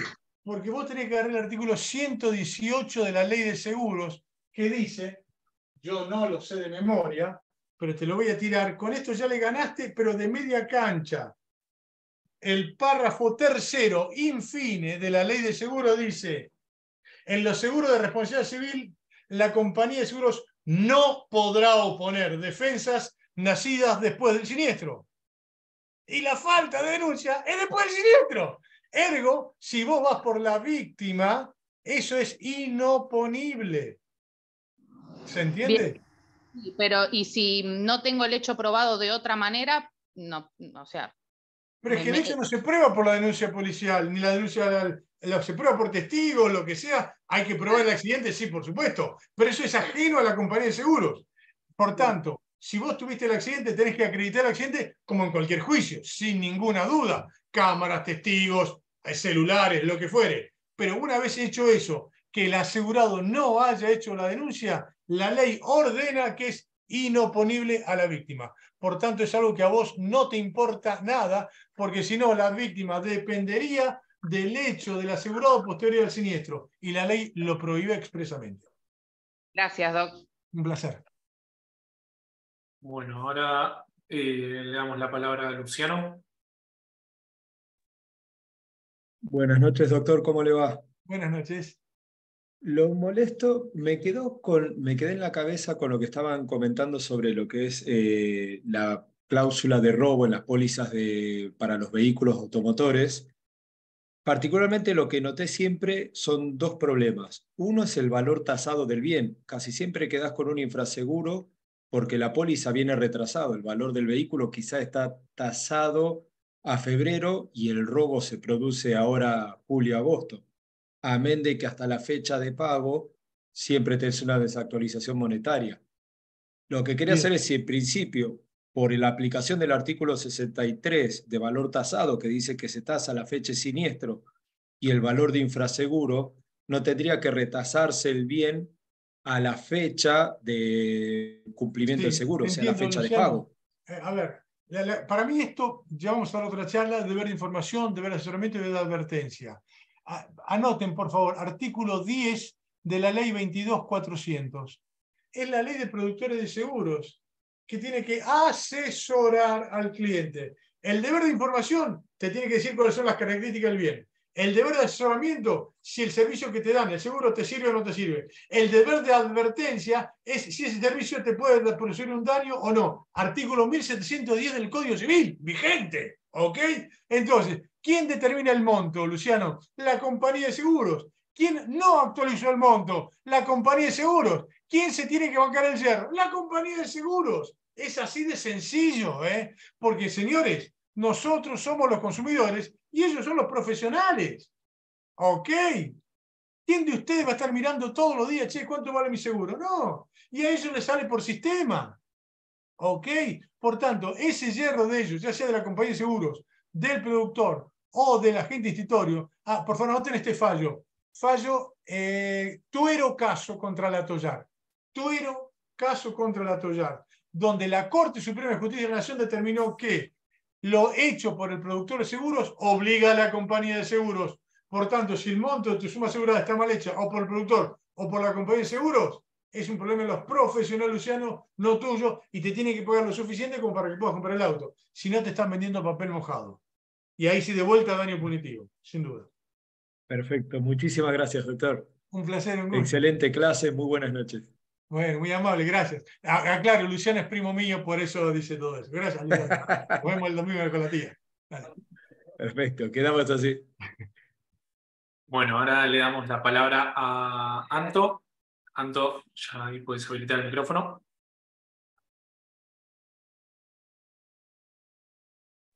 Hola, ¿sí? ¿Me escuchan? Sí. Perfecto. ¿Qué tal, doctor? Gracias por la exposición. Un gusto, Gracias. Yo, la verdad, soy nueva, soy Nobel, y tengo un caso como que, según yo creo, es más simple, donde mi cliente es tercero chocado. La compañía, Rivadavia en este caso, le aceptó la suma que él pedía, después de una negociación, ¿no? En segunda, tercera oferta le acepta la suma, le manda una carta para que él firme el convenio de aceptación. Estafa. ¿Por qué? Ojo con esto, te paro ahí, Anto. A ver, amigos, ojo con esta estafa de las compañías de seguros. ¿Por qué? A Anto, ¿qué le mandaron? Una declaración unilateral, escrita por la compañía de seguros, pero que tiene que firmar Anto, donde dice, yo acepto hasta tanta plata, y con esto me considero satisfecha. ¿Qué es lo que pasa? Como es unilateral de Anto y no es bilateral, si después la compañía no te paga, vos no tenés ningún documento que a vos te avale, y encima, si el día de mañana inicias un juicio, te va a decir, mirá, Anto dijo que quería hasta esta plata. ¿Ok? Claro. Por tanto, para que sea válida la obligación de pago del siniestro de la compañía de seguros, tiene que ser bilateral. Tiene que firmar la abogado de la compañía de seguros, si no te están tendiendo una trampa, Anto. Bueno, yo pensaba lo mismo porque pensaba, ¿cómo hago ejecutar esto si hay una demora en el pago, pero a mi cliente le sirve la suma, ¿no? O sea, ¿qué sería lo más rápido? Pero entiendo entonces que lo ideal es para presentarse digamos, en las oficinas y que haya una firma con sello para que eso sea ejecutable. Hablalo con el digamos. colega de la mediación y decirle, hermanito, yo me di cuenta, sé que me pueden estafar. No va a ser culpa tuya, decirle al colega, pero si esto después no me lo pagan, yo quedé enganchada, mi cliente no cobra, se me pone este límite como reclamo, ustedes no se obligaron a nada y yo quedé en el horno. Por favor, actuemos de manera transparente y de buena fe entre colegas. Firmame que están de acuerdo con esto y ahí avanzamos todos. Perfecto. Bueno, gracias, doctor. Muchas gracias. Un placer, un gusto. Bueno, hacemos por temas de horarios la última pregunta. ¿Te parece? Yo estoy hasta medianoche, si querés, Gianluca, no tengo problema. Mi señora me trae el vinito tipo 8:30. Yo por mí me quedo, no te quiero complicar a ti, Gianluca, pero si por mí me quedo hasta la última respuesta, así no le... Claro, el tema es que nosotros tenemos que cerrar la oficina. Si querés, hacemos 3 preguntitas más y cerramos. Sí. Dale. Lo que usted diga, usted manda. Perfecto, Karina, ahí tenés. Gracias. ¿Qué tal, doctor? Buenas noches. Gracias por compartirnos todos estos conocimientos y fallos. Un gusto. Muchísimas gracias. Doc, me quedó una duda cuando usted habló de la acción directa autónoma. El caso del padre que chocó, que el nene tiene cobertura. La pregunta es, si hay una culpabilidad por parte del padre... Tranquila, ¿cómo? Karina. El seguro siempre cubre la culpa. Siempre. Eventualmente nos podemos pelear por la culpa grave. Pero si hay culpa, siempre tiene que pagar la compañía de seguros. Y en este caso creo o sea, que paga la compañía en consumidor, perdón, paga la compañía, en consumidor no reclama y después, porque si no, si vuelve después la acción o quiere repetir o lo entra en discusión en el juicio de daños y perjuicios, no entiendo cómo funciona eso. Es que el papá iba en la camioneta con el nene, Sí. vuelca y le reclaman a su propia compañía. A su propia compañía. Porque el nene tuvo el daño con el propio auto de ellos. ¿Ok? Claro, por más que él tenga la culpabilidad. Aunque sea culpable, sí. Y muchas veces ni es culpable, explotó una cubierta. Pero si hay culpabilidad, sí hay cobertura. Y si hay culpa grave, tenemos que volver a analizar el 70 con el 114. Pero claramente, amigos, si hay culpa, sí hay cobertura. Punto, no hay ninguna duda. ¿Ok? Fundamental. Perfecto. Gracias, Doc. Un placer. Igual. Bueno, le damos la palabra a Natalia. Hola, doctor. Buenas tardes. ¿Cómo está? Buenas tardes. Nosotros estuvimos intercambiando unos mails hace unos meses, porque yo le había comentado que se había incendiado mi casa y tenía un tema con el seguro. La pregunta es concisa. Ellos pagaron, obviamente yo no firmé ese acuerdo unilateral al cual se referían en la pregunta anterior, pero estoy ahora citándolos a mediación justamente para reclamarles más, porque tengo todo con escribano, las cosas certificadas, informes, peritos, etc. Mi duda es, me negociaron, entre comillas, ese monto a pagar la productora de seguros. ¿Eso sería como si yo hubiese firmado ese acuerdo? ¿Ella como que actuaría en mi nombre o no tiene nada que ver? No, Okay. una cosa es la parte fáctica del productor de seguros, que lleva póliza, te hace la suma, pero para llegar a un acuerdo judicial válido, exigible en tribunales, te lo tiene que firmar el abogado apoderado de la compañía de seguros. Ok, a mí nadie me firmó nada, me pagaron lo que quisieron y chau. Yo le puedo entonces en mediación reclamar más por los motivos que yo estoy llevándoles en caso. Lo que pasa es que a vos ya te pagaron. Sí, me pagaron. Y cuando te pagaron, ¿vos no firmaste que no tenés más nada que reclamar? No, porque a mí el perito liquidador vino y me dijo, vos tenés que firmar esta carta. Y dije, no, yo no voy a firmar nada. Bueno, entonces lo paso sin acuerdo a la compañía. Y ahí es cuando la compañía me manda un mail intimándome a que cargue mis datos del CBU, si no van a dar por cerrado el siniestro, no me van a pagar nada. Entonces, ante esa intimidación, obviamente cargo mi CBU y a los 2 días me pagaron lo que el perito les dijo. Bien, ese es un tema más complicado. Ahora que si no tienen firmado nada, puedo decir que fue un pago a cuenta. Desconozco los montos, todo, pero es un caso atípico realmente, ¿no? Pero si no hay nada firmado. ¿Lo podría encuadrar en algún artículo específico? Y no, porque es un caso raro, ¿eh? Ya te pagaron, viste, acá hay que actuar de buena fe todos.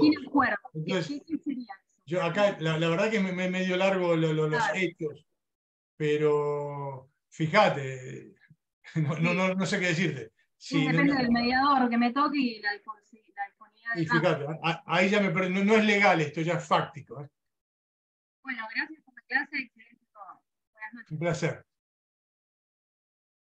Bueno, hacemos la última pregunta, le damos la palabra a Juan Alberto. Hola Waldo, ¿cómo estás? Hola, buenas tardes. Hola a todos los presentes.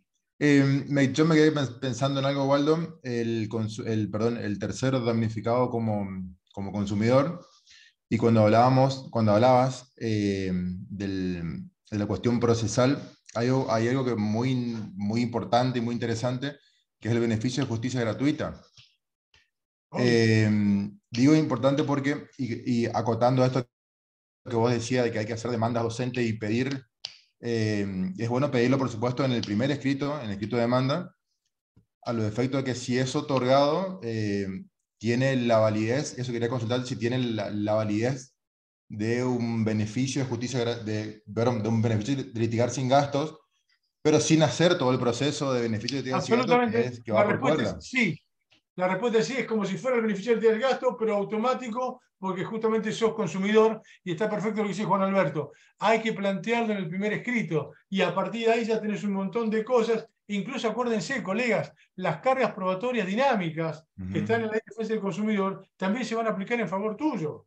¿Okay? Entonces, todo eso nos va a venir de primerísima. Plantearlo, sí, comparto con Juan Alberto, claro. Y en el primer escrito hay que plantearlo. Waldo, y quería, para cerrar, consultarte el estado actual de la jurisprudencia respecto del beneficio de justicia gratuita, si está considerado al solo efecto de las casas o al solo efecto. No hay unanimidad, va a depender de la provincia, del juzgado, no. Ahí la que te toque, ahí no hay unidad. Bien. Yo creo que es como un beneficio, pero no hay nada de eso que sea uniforme. Dale, muchas gracias, Waldo. Bueno, amigos, los que quieran quedan invitados al posgrado que vamos a hacer ahora el miércoles. Empezamos, son creo que 3 meses con profesores de 15 países. Nos vamos a divertir un montonazo en los miércoles de 18 a 21. Así que los que quieran venir, los vamos a recibir con todo gusto. Gianluca, muchísimas gracias por todo esto. Ya les voy a mandar ahora a los amigos graduados para hacer otro taller. El próximo va a ser, creo que, normativa legal aplicable a los consumidores. Constitución Nacional, tratados internacionales, cómo el Código Civil y Comercial modifica la ley de seguros. Tenemos muchísimo para hacer. Así que, amigos, hay que seguir insistiendo porque hoy tenemos muchísima normativa y jurisprudencia. Y gracias a Gianluca y a Silvina que organizan estos talleres de graduados, podemos comunicarnos. Nuestra función como profesores de la UBA es transmitir lo que a mí me transmitieron mis mayores. Así que para nosotros es un gusto compartir con todos ustedes, porque prontamente ustedes lo van a hacer con sus propios alumnos. Así que es la ley de la vida, amigos.